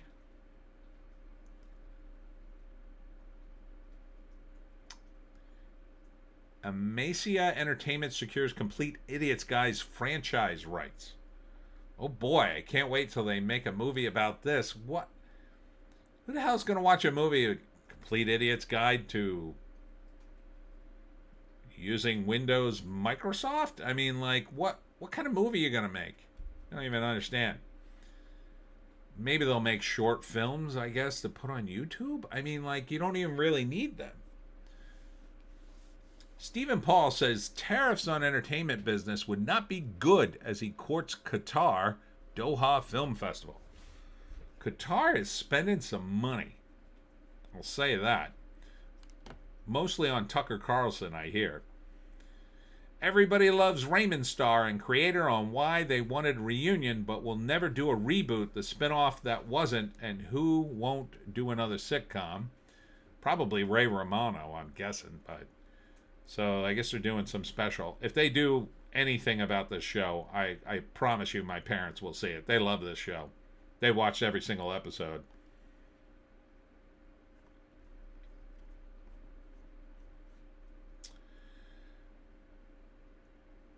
Ariana Grande and Cynthia Erivo bid farewell to wicked roles. Words are not enough. Oh, please, just be done. Just be done. Wicked for Good, magical at $226 million global bow, biggest start ever for a Broadway musical adaptation. It's not saying much, but okay. Cosmic book news. Stranger Things 5 Volume 1. Yeah, it's Volume 1 trailer. So it's going to be a Volume 2, I guess. They got to drag it out. Saint Steve. Welcome, Saint Steve. If Twitter didn't exist, half these outrage articles wouldn't either. I guess? Not sure your point. Zack Snyder's Endgame teaming up with the Russos for Marvel vs. DC? I mean, that would be fun. I'm not exactly sure how it would pan out, though. The MCU seems poised to destroy itself with the Doomsday, but Zack Snyder's been trolling his fans hard with Batman and Superman images. Is this a real deal? I mean, are they really going to bring back Zack Snyder? That would be it. I think that would be it for the DCU. But, okay. I mean, I get it. You love Henry Cavill, but I mean, I think he really screwed the pooch on this thing. But that's just me. Apparently. I get it. James Gunn didn't do a good job. He probably did, I guess you'd call it a passable job, but almost. But Zack Snyder, I mean, that's not the answer, in my view. But the answer is, you got to stop making these films for a while. That's the answer. Or you just got to make new films. So, you got to set these aside for a while. That's the real answer. You got to let them sort of recharge. And but the number one thing I would make from the DCU is a Batman TV show with Robert Pattinson. 1 hour. It would be the biggest show on HBO Max. It would absolutely crush everything on every platform. People would buy HBO Max just to see that. And I would run it. I wouldn't run the series every week. I would stretch it out over at least 3 months. And then I would lead into the movie, and then the movie would be hot as hell. And you could keep doing it that way. And you could bring in cameos with some of the other side characters and build them up that way. JC, I was watching a breakdown of James Gunn's Superman. Sounds like a mess. Oh, it's a mess, but it's a fun mess. The problem with it is it's not really a Superman movie. There's too many other characters in it, but they're fun. I mean, Mr. Terrific was really fun. Lois is kind of annoying, but okay. Metamorpho's okay. He's not really in it much. There's just too many characters in the damn thing. The biggest letdown in the Superman movie is Lex Luthor. He does something really stupid in it that most people agree was a little too much, but not as bad as Zack Snyder having Superman kill somebody. I mean, it's a mistake, but it's not an unrecoverable mistake. You can kind of get past it, but JC, that would have worked 5 or 6 years ago, but now Batman is oversaturated.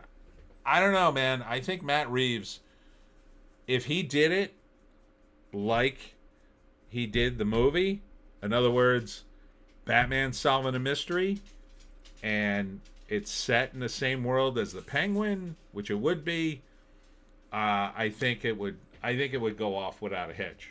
I think it would be massive. The Penguin did really well, and I don't think it's because it's new. I think it's because it's another not Batman show, and now they're doing Clayface, another not Batman movie, I guess, or show. Hold on a sec. I may have a dog on the loose. Stella, do you need to go out? Stella, do you have to go out? You want to go outside? Everybody, here, you want to say hi, Stella? Come on. Come here, come on. Come on, say hi. Come on, say hi. Come on. Come up here, Come up. Yeah, come up. Oh, the one time you won't jump on me. Come on. All right, let me take her out, and Joan will entertain you. Come on, we'll go real quick. We got to do this fast. We're in the middle of the show.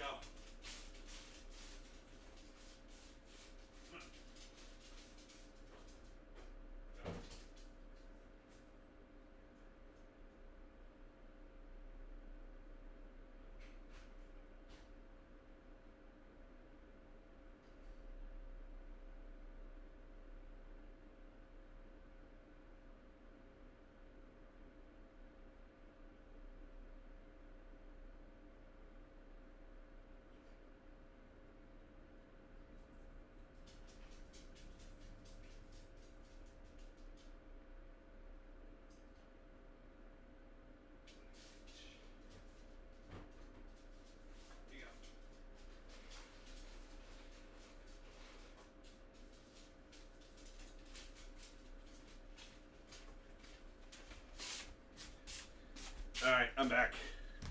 Dog stuff all over the place. Sorry. Saint Steve, heard Batman 2 is not happening. Possibly, I don't know. I didn't hear anything recent.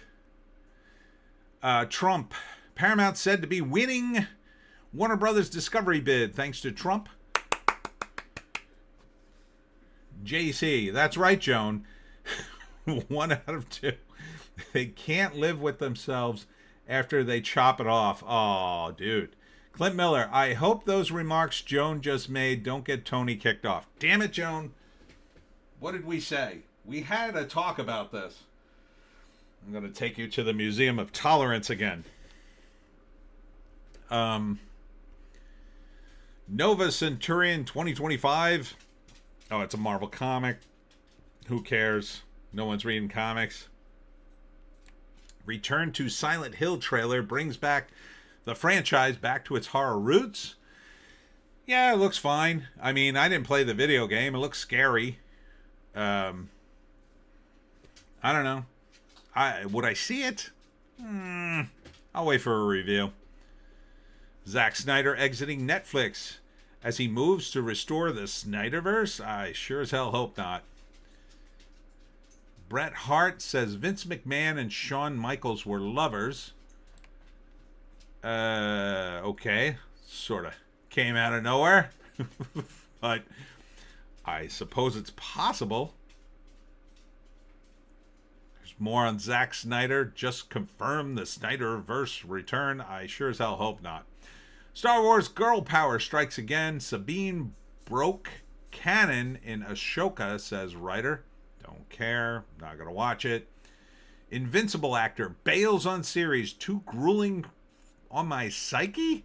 Aaron Paul confirmed he will not return as Powerplex in Invincible. Okay. Another show I'm not watching. Disney accused of stealing Star Wars fight choreography. Well, that's got to be an interesting court case. JEC, old news, Brett. Thanks for chiming in. It is? Does anybody really? I guess it's wrestling fans. They might care. Or they might be just as gay. Christopher Nolan explains how Batman led him to the Odysee. All right. Oh, and here was something cool this week. Superman #1 sells for a record $9.12 million. Made more than most movies. That Superman that they found, by the way, was in excellent condition, like amazing condition. Because you have to understand the paper they used at that time would not hold up unless it was in absolutely perfect conditions. So they say it's like brand new, the one they found. Let's see. Don't care about her. And here is Sydney Sweeney again. JC, I've been hearing the rumor for years. I was a huge fan of Shawn Michaels when I was 9. Over at The Wrap, probably nothing new. Oh, here we go. Kevin Spacey is not actually homeless. Earlier this week, he announced he was homeless and living in hotels and B&Bs. Actor blames Telegraph for knowingly misleading headline. Okay. So, yeah. I mean, I couldn't see how Kevin Spacey could be homeless. Like, he wasn't convicted of anything. He may have lost a lot of money in his various lawsuits defending himself. And I think some of it criminal? I think one of it was criminal. So I'm sure he blew a lot of money on lawyers. Absolutely. And flying all over the world, because I believe one of the cases was in England. But he's still getting residuals. And he's been in a lot of stuff. They can't cut off the residuals. They absolutely cannot. So he's still getting money for American Beauty, and every time it runs on a platform, he's getting some kind of check eventually. They're not going to cut him off. I mean, they could, and then he could sue him for $1 gazillion. Olympic Fair Games nonprofit denounces Trump allies on LA 28 board, says ICE can't be allowed at games. I'm not sure why ICE would show up at the Olympics. Because the people coming in for the Olympics aren't illegal aliens. I guess some of the audience might show up if you're an illegal alien from, say, I don't know, Portugal, and the Portuguese are running an event and you want to see them and support your country, but it seems like a pretty frivolous use of your money if you're a illegal alien hiding in the United States, and I assume trying to make money here. Seems like the last thing you should be doing is going to the Olympics. So the whole reaction is just plain weird. It is still illegal to come into the United States without permission. It's illegal. It's illegal. I mean, I don't know what else to tell you. They're called illegal aliens. You can make up new words all you want, but they are breaking the law. They committed a crime by coming here and not filling out the proper paperwork. And I'll remind you, in Mexico, there was a woman there, an American, who went to Mexico to become a dual citizen with Mexico. And she was filling out the paperwork, waiting for approval, and she overstayed by 1 day, and the Mexicans deported her. So if Mexico can deport people, I think we're allowed. And they basically deported someone who was going to be a citizen within the week. I mean, that's how strict they were with the paperwork situation there. So I think if the Mexican authorities can deport someone over a paperwork snafu, I'm pretty sure we can deport people who actively ignore our immigration laws. Seems pretty simple. JC, yeah, it'd be bad if they throw a tourist into a detention center on accident. You know they will. I've been waiting for a story like that. I've been worried about the missiles hitting the boats down near Venezuela. I'm just waiting for one of them to hit a fishing vessel and say, oh my God, we killed like 30 fishermen. But it hasn't happened yet. I strongly suspect that the Trump administration has told everybody down the chain of command, if you F this up, you're done. And we will destroy you and your career. And we will throw you under the bus and feed you to the media.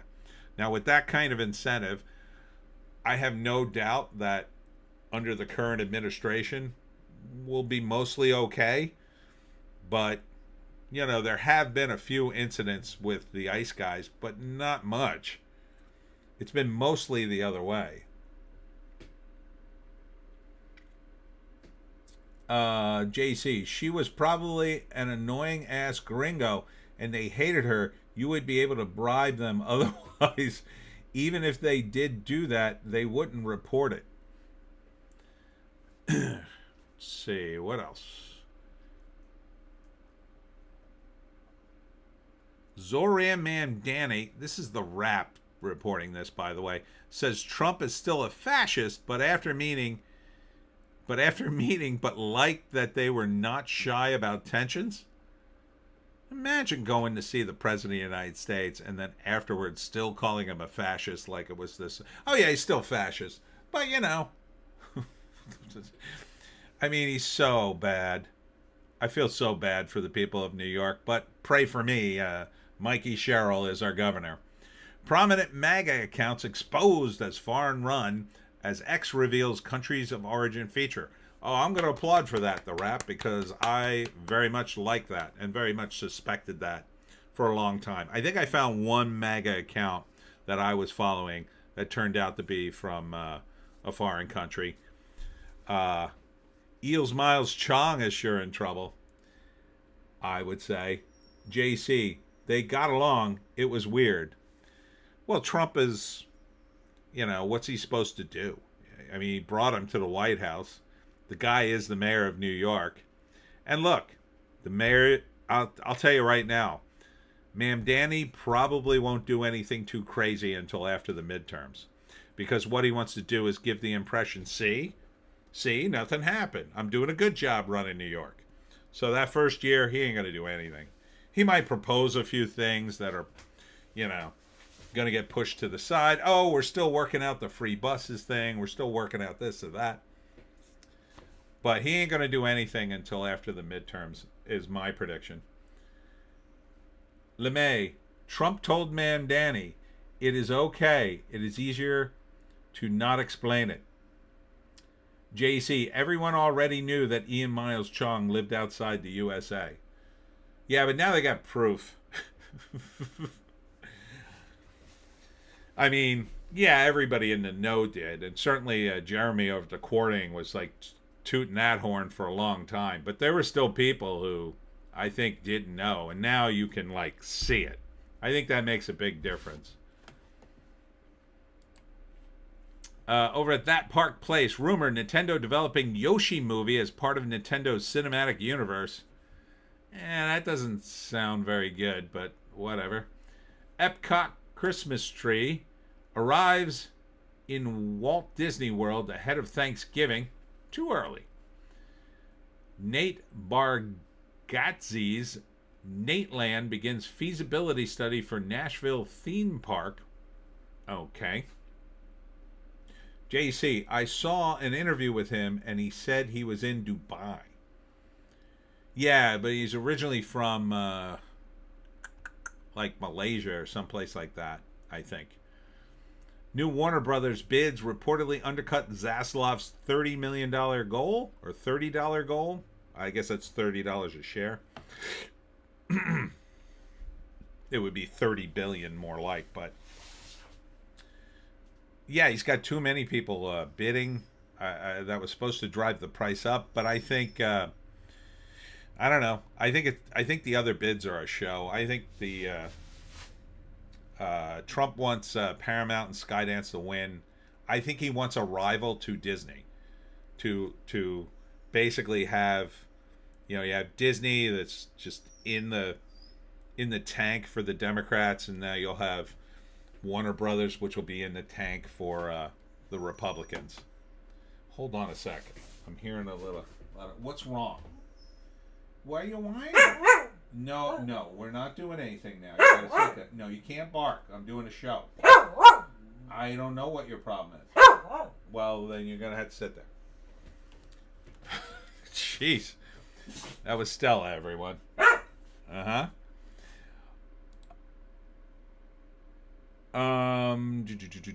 JC, Indonesia, I think. I think the Muslim nationalists chased him away from his homeland. Oh, wow.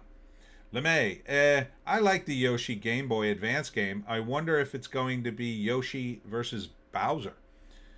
Yeah, I don't know what kind of story you could get out of Yoshi.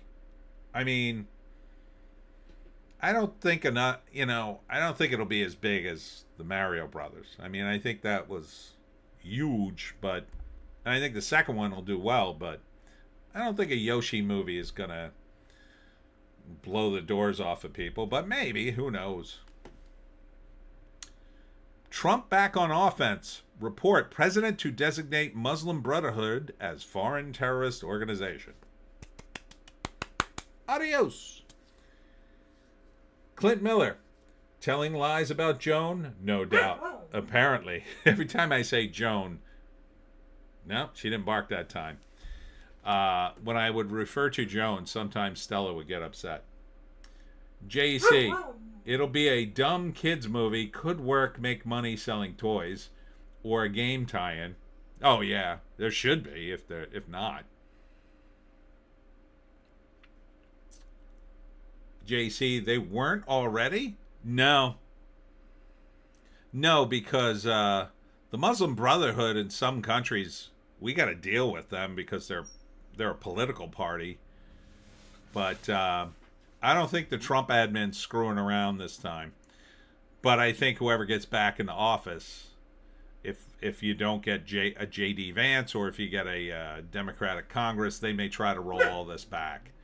So, in fact, Sticks and Hammer, if you follow him, he does a lot of predictions for the elections. And he's predicting now, as it stands now, that the Democrats may take back the House. I hope they don't, but, you know, things aren't going great. I think it's still too early to make that prediction, but yeah, I guess if they held the election today, the Republicans would be out of the House, and then Trump would be hamstringed for the last 2 years. So hopefully, you know, I think Trump can offset the damage that's happened in the last couple of weeks.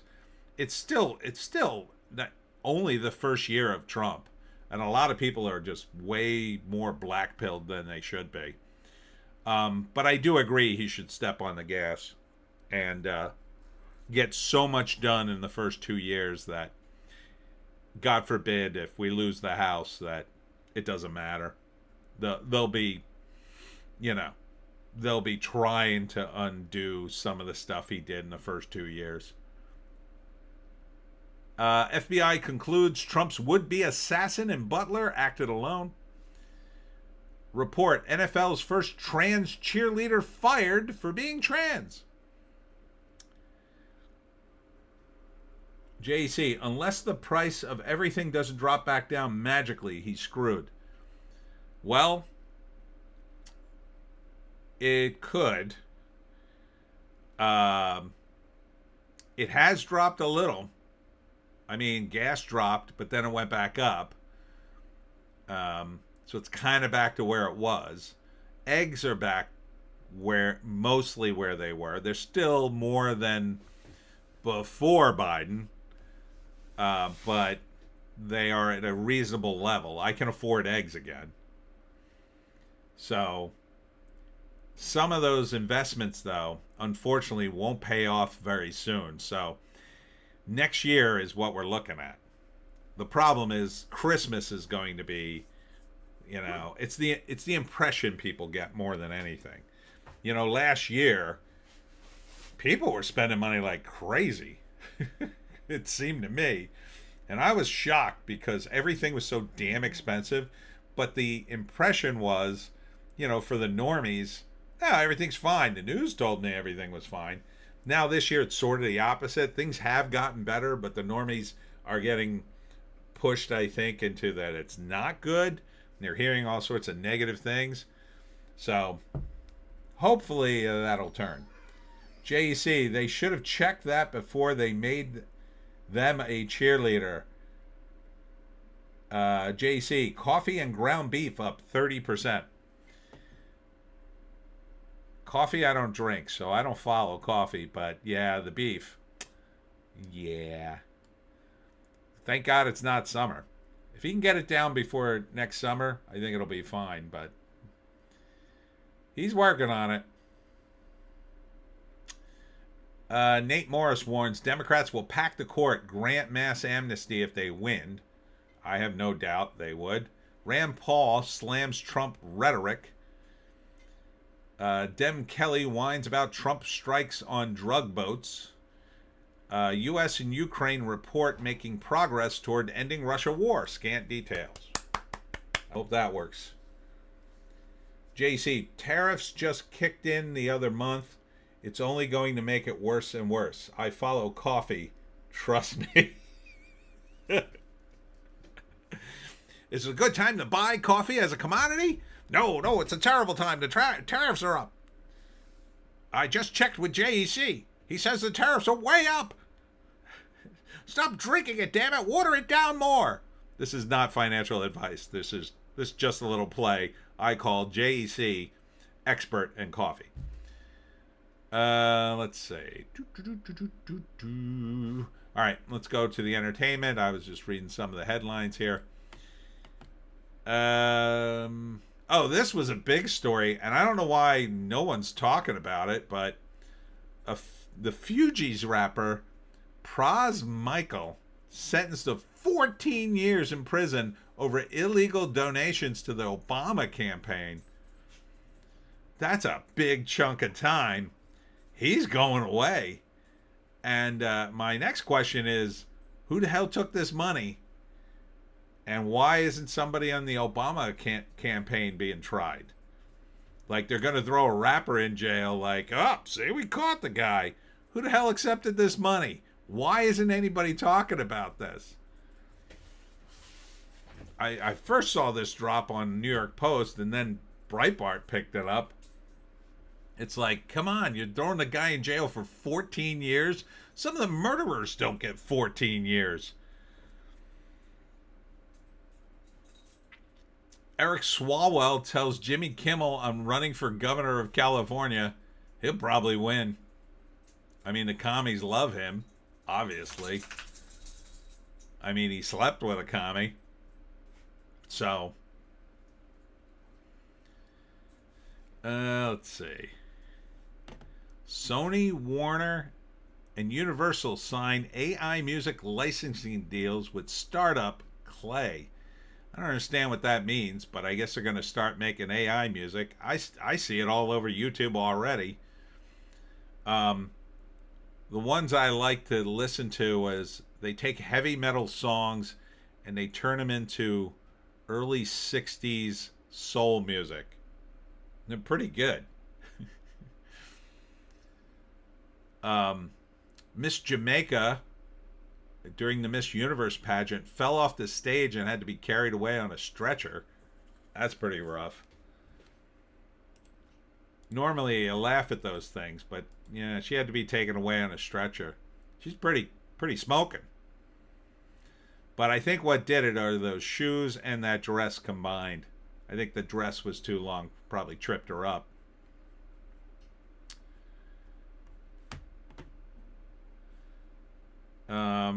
More headlines from the week. Report, Larry Ellison discussed firing CNN anchors with White House amid Warner Brothers Discovery merger bidding war.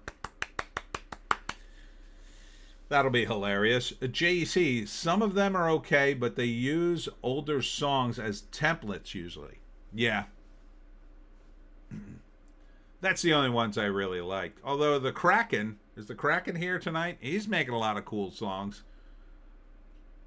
He's playing with all kinds of the AI music things. Cheryl Hines flames Hollywood's fake inclusion hypocrisy over her marriage to RFK Jr. It's so funny how people in Hollywood suddenly discover they have no friends the moment something like this happens. Now, you think they would have given her a pass. She's just married to the guy. It's not like she's doing anything other than being married to a guy. But man, they just toasted her. Like, oh, you should divorce your husband. Why should she divorce her husband? Which is unbelievable.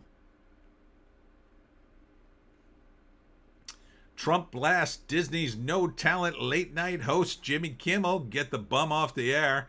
I don't know why Trump keeps doing this, but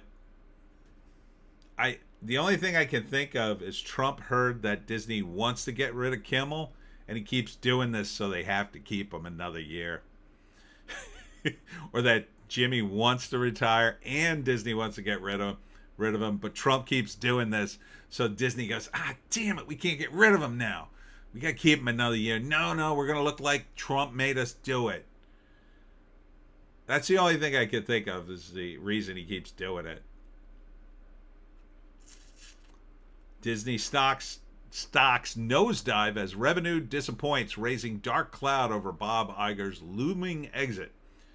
Wouldn't it be something though if Warner Brothers gets bought and then like the Skydance Warner Brothers Discovery Paramount merger is like turns into something bigger than Disney? It'd be kind of cool. Maybe movies would come back a bit. Oh, this was a big story too, and I can't believe no one's talking about this. A fifth person died at Disney World. This is the fifth person in less than a month. Isn't that weird? So many people are dying at Disney. Some of them unalive themselves.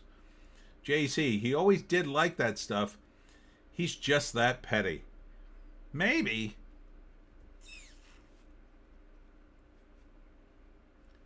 And the guy who shot John Redcorn from King of the Hill, the guy who did the voice of John Redcorn, was indicted for murder.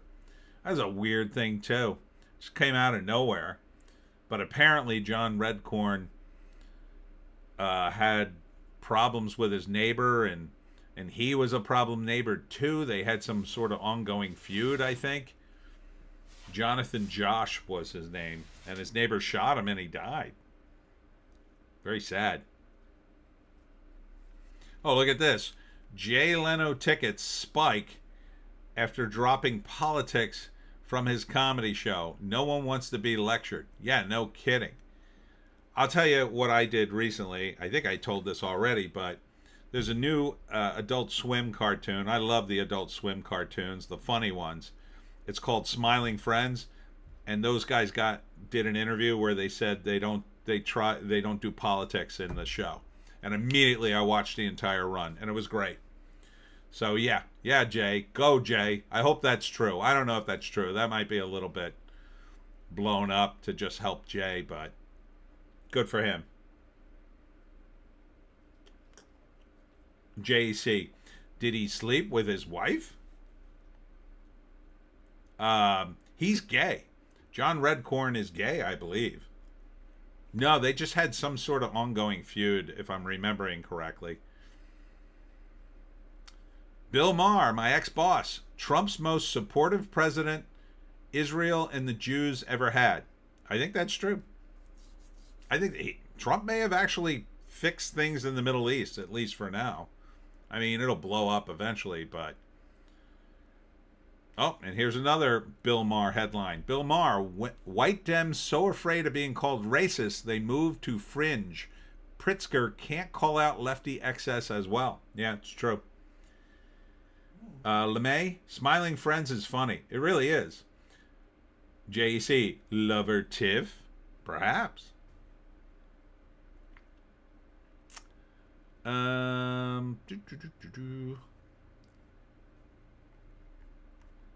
Stephen Colbert worries Trump wasn't on camera. Did he actually sign a bill to release the Epstein files? Oh, you mean like Biden, when he didn't sign anything because they had to use the auto pen because he was so out of his mind from dementia?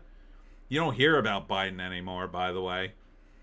And maybe he's finally gone cuckoo bananas. They can't even take him outside. They should have never taken him out. Should have never run. Famed Hollywood producer Brian Grazer says there was blowback for voting for Trump in 2024. Well, not if you didn't tell anybody. I wouldn't have told anybody if I was working in LA. No way. I would have been like, oh yeah, that Trump, he's terrible. Trump. Who the hell would know?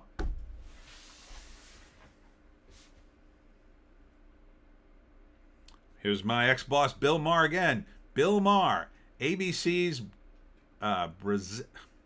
Brazil, remarks she's in a bubble for not knowing about Mississippi education success. Oh, here he is again. Bill Maher, Department of Education. Dems have failed. White southern states are doing better. Well, that's according to the stats, but sure, possibly. Oh, and here's Stephen Colbert gushing over Ma'am Danny. Everyone in America sees something in his democratic socialist message. Yeah, until the whole city goes up in flames. What else do I got for you? Let's look at the New York Post. I like to look at the New York Post. Kind of the last real paper. Slender Man stabber escapes group home, cuts off ankle monitor 11 years after horrifying attack. Ooh, that doesn't sound good. Because she sounded crazy. So watch out for the Slender Man person. Teen anti-ICE protester gets swift justice after allegedly dumping drink on cop's head. Good. Can't do that. Can't assault someone, even with a drink. Weirdo.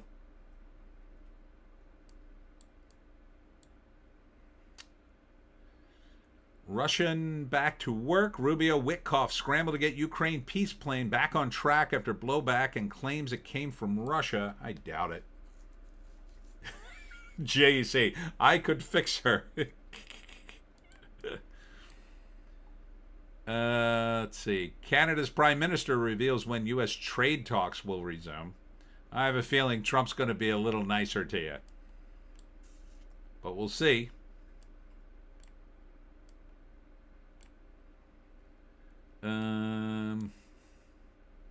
Doge doesn't exist. Ends with 8 months left on the mandate. Yeah, I kind of had high hopes for Doge. We didn't really get as much as we wanted, but got some. LeMay, the guy who threw the sandwich, got off. Yeah. I mean, I didn't think he should go to federal prison, but I think something should happen to him. I think he lost his job, though. They actually wanted me dead. New Jersey MAGA mom reveals the moment she discovered the viral Nipplegate text scandal. Okay. Yeah, she's pretty hot. JC, Trump was very nice to Carney last time. Still no deal, though. Shrieking Southwest passenger berates employee during unhinged airport meltdown. Do you guys feel safe? Now, why would you show up to the airport dressed as you are? I mean, she looks like she's in yoga pants and a tube top. She looks like she's ready for the gym. You know, the Trump admin recently proposed making it or encouraging people to dress more like in suits and dresses for airplane travel to kind of like bring up the civility, but I don't think it's going to work. Planes have basically turned into flying buses. And actually, I would argue that buses are more civil now than the damn planes. Last few times I took a bus, it was a very pleasant experience. I haven't had a pleasant experience on a plane in a long time. A long time. So, JC, I could fix her. Layer of misogyny. Glam former PM complains that she's known for racy dance video at club grinding. Here you go, JC. I bet you can fix her.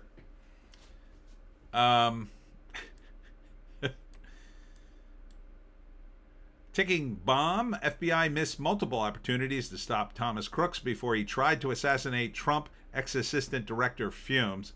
Yeah, I think they let Thomas Crooks. I think they knew about him and let him right in. They were hoping that he would succeed, and then when he didn't, they were like, oh, yeah, we must have missed it. Bill Maher, my ex-boss, man, he's so many headlines with Bill Maher, calls out Jimmy Kimmel's wife over her ultimatum for Trump voting relatives. Good for you, Bill. JC, she's already perfect. What are you talking about? Yeah, my ex-boss gets quoted a lot. He's like the last liberal, the last actual liberal, I think. But yeah, Jimmy Kimmel's wife is like, oh yeah, we don't associate with our MAGA-loving relatives anymore. Can you imagine cutting off your relatives over politics? I mean, you'd have to be pretty unhinged. And even then, I wouldn't cut you off. I'd maybe get away from you for a little while, but it's so terrible. So terrible. YouTube star begs for help and gives health update in devastating video. I am in a dire situation. Who is this? Does anybody know this guy? YouTuber Brandon Buckingham, known for his documentaries and Man on the Street style interview. He has a scary health update. He shared a video of himself explaining how he woke up a few days prior having no recollection of where he was and was completely deaf. Oh my God. Jesus. He believed he has acute systolic heart failure, kidney failure, and liver failure, but the cause is unknown as of now. Wow.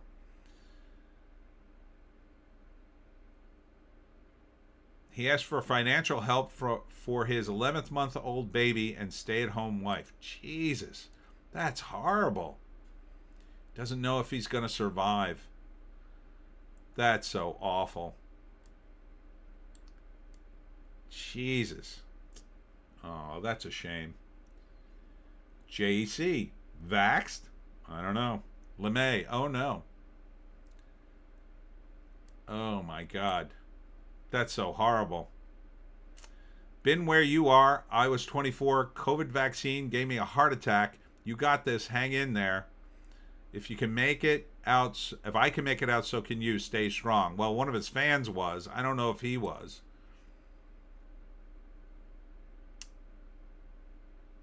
So,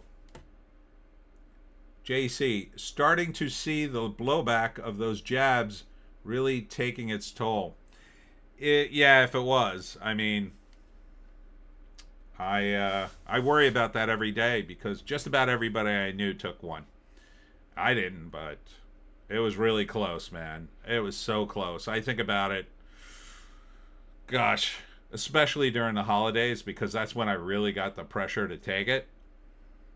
And I just couldn't bring myself to do it. I knew I would die. I was convinced I was going to die if I took it. I just thought, no, I'll be dead. I'll have a heart attack and I'll just die. So no way. I just wouldn't take it. And every day I just go, thank God, because I probably would have given myself a heart attack had I taken it. JC, everyone has somebody who had their heart effed up from the jab. That's so awful. There's more on Ma'am Danny. Disturbing truth of sex worker exposed in reality show revealing the horror of OnlyFans teens. JC, there was no chance in hell I was going to take it. I knew I was right and everyone else was wrong, and I'm just that stubborn of a C-word. LeMay, I heard that Nate, the lawyer, got out of brain surgery and is recovering. Oh, right. Yeah, I did see that. Yeah. You know, it's weird because as I got older, I would see my relatives, you know, we would gather around the table as they often do. And when I was a kid, they would talk about, you know, work and their lives or whatever. But then later, it was all about health. It was all about I'm in the hospital for this or that. And now it seems like that's happening to a lot of like YouTubers and not famous people, but semi-famous people at least. LeMay, sadly my dad took it after we begged him not to. Well, it was his decision. That's the thing. I mean, I have relatives who keep taking it. They're still taking it. JC, that was another one. I saw the x-rays of his half brain was a tumor. Scary stuff. Yeah. Although I talked to a guy, he had a tumor taken out of his head, and he said in some respects, you know, depending on the kind of tumor, of course, the operation's a lot easier. He said. I don't know why he said that, but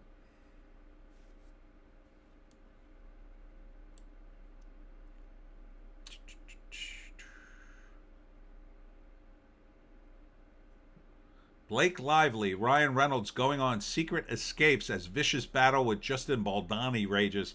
Is this lawsuit ever going to end? My God.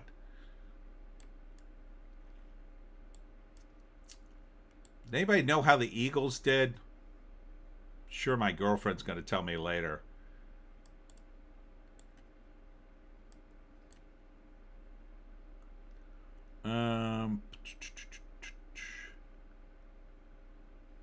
Oh my God, it's such sad headlines. Oh, here's a happy headline. JC, because his doctors told him that to keep him from panicking. Oh, maybe. So here's Livy Dunn in Hawaii. And her boyfriend continues to have the biggest smile of any human being I've ever seen. If they even bother to show a picture of him.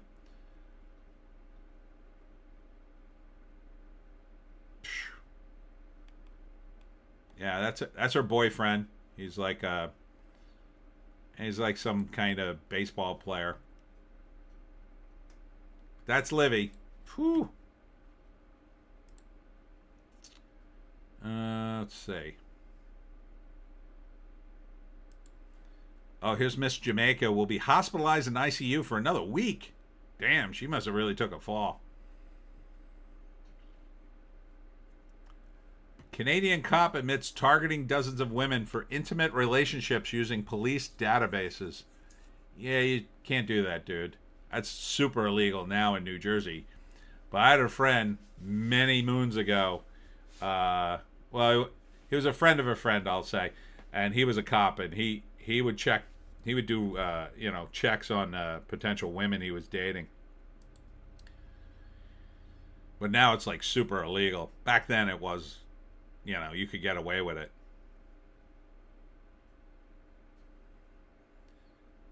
All right. Don't care about that. Jasmine Crockett roast Marjorie Taylor Greene for quitting. All right. MTG quit this week. You can't take the heat. JC, don't admit that. LOL. Yeah, exactly. You shouldn't.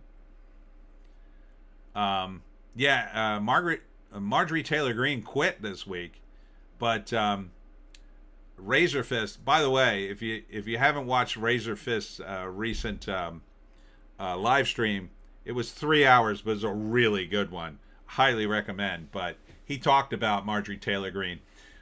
She was already polling in a way that she was never going to win re-election. So without Trump's boost, she was toast.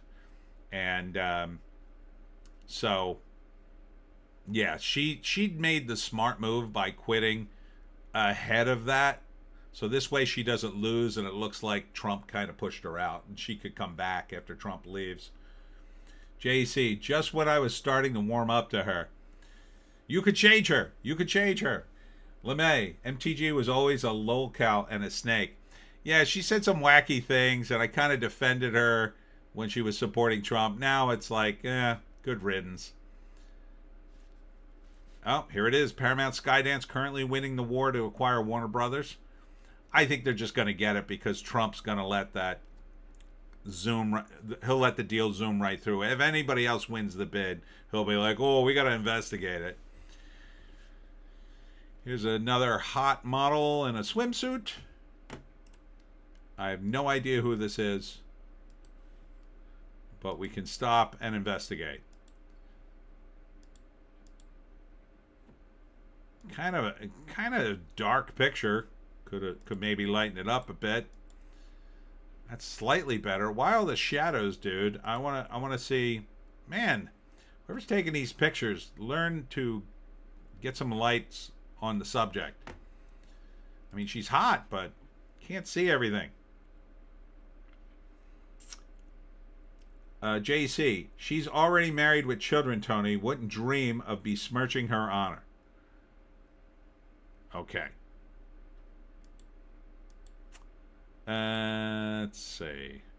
Paris Jackson unraveled like her father Michael and why her family fear it could happen again. I certainly hope not.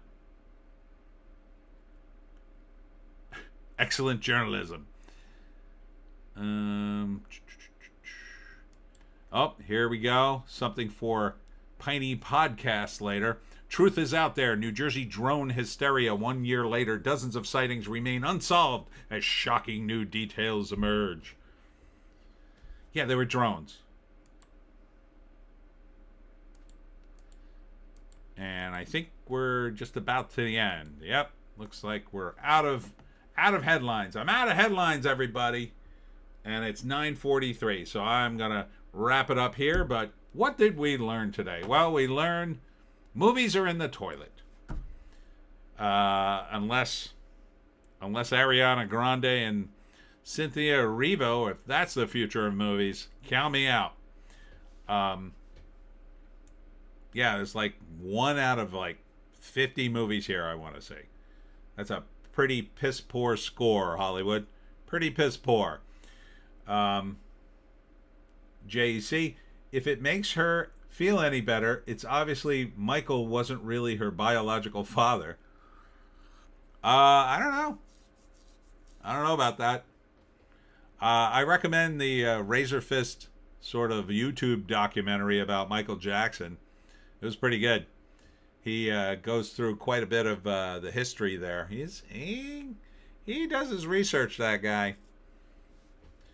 What else happened this week? Oh, I did some videos about Carl Benjamin and the ever saga of the politics and that. So if you want to see that, a lot of people are commenting on that. I had quite a bunch of hits. I was saying I had 2 hits from the I did one on Indian cinema, and then I got a request to do another take. So I said, oh, let me do this one other movie, but I don't want to dip in too much.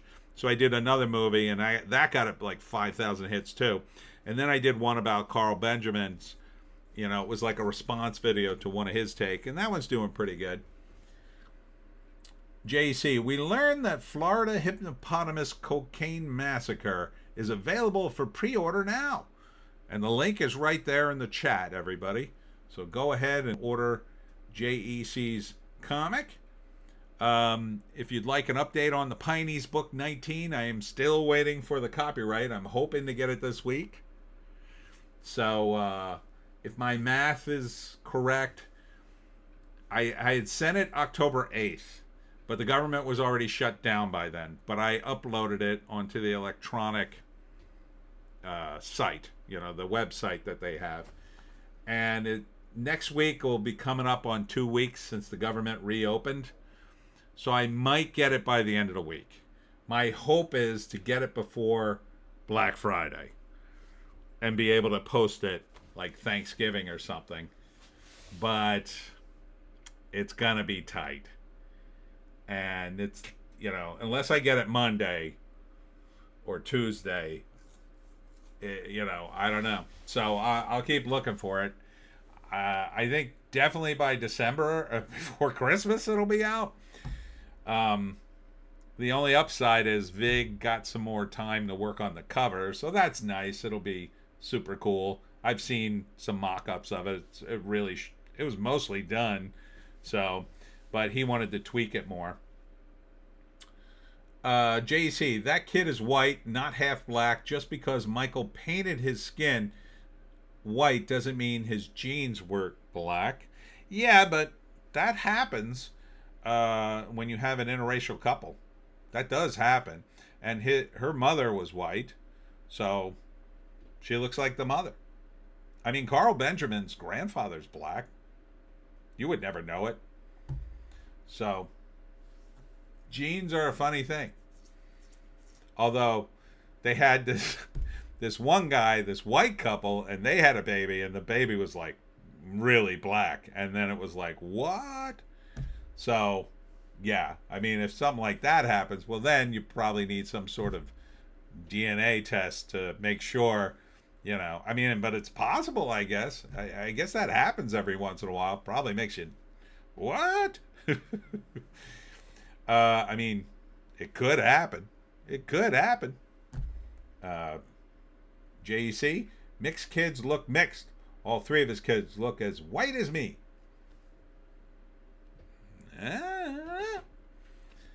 I'm not saying nothing. what's coming up for me? Yeah, so Black Friday, I'll be at Westville Brewery in Westville, New Jersey. They're going to have a Black Friday event. That's from 3 to 8.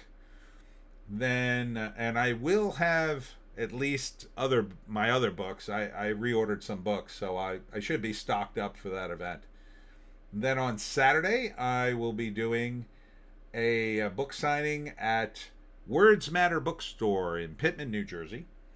Happy to be going back to Words Matter. Haven't been there in a while. And then Sunday, the girlfriend comes back, so I can give her back her crazy dog. Right? Right, Stella? Oh, now she's asleep. Good.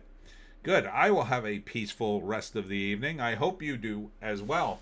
Oh, and I won't see you before Thanksgiving. So everybody have a great Thanksgiving if you're in the States. And if you're not, well, celebrate it anyway. Don't you want to eat? It's delicious. We will be having turkey. I know we will be having turkey because one year my mother said, oh, I think I'm going to make ham this week. And there was nearly a riot. Nearly. So we will definitely be having turkey. Oh, yes, we're having turkey. Never again. Never again. And because we're Italian, I'm sure there will be some spaghetti and meatballs on the side. And yes, we do have both on Thanksgiving. So we have the turkey, and here's the way we do it. We have a bowl and a plate.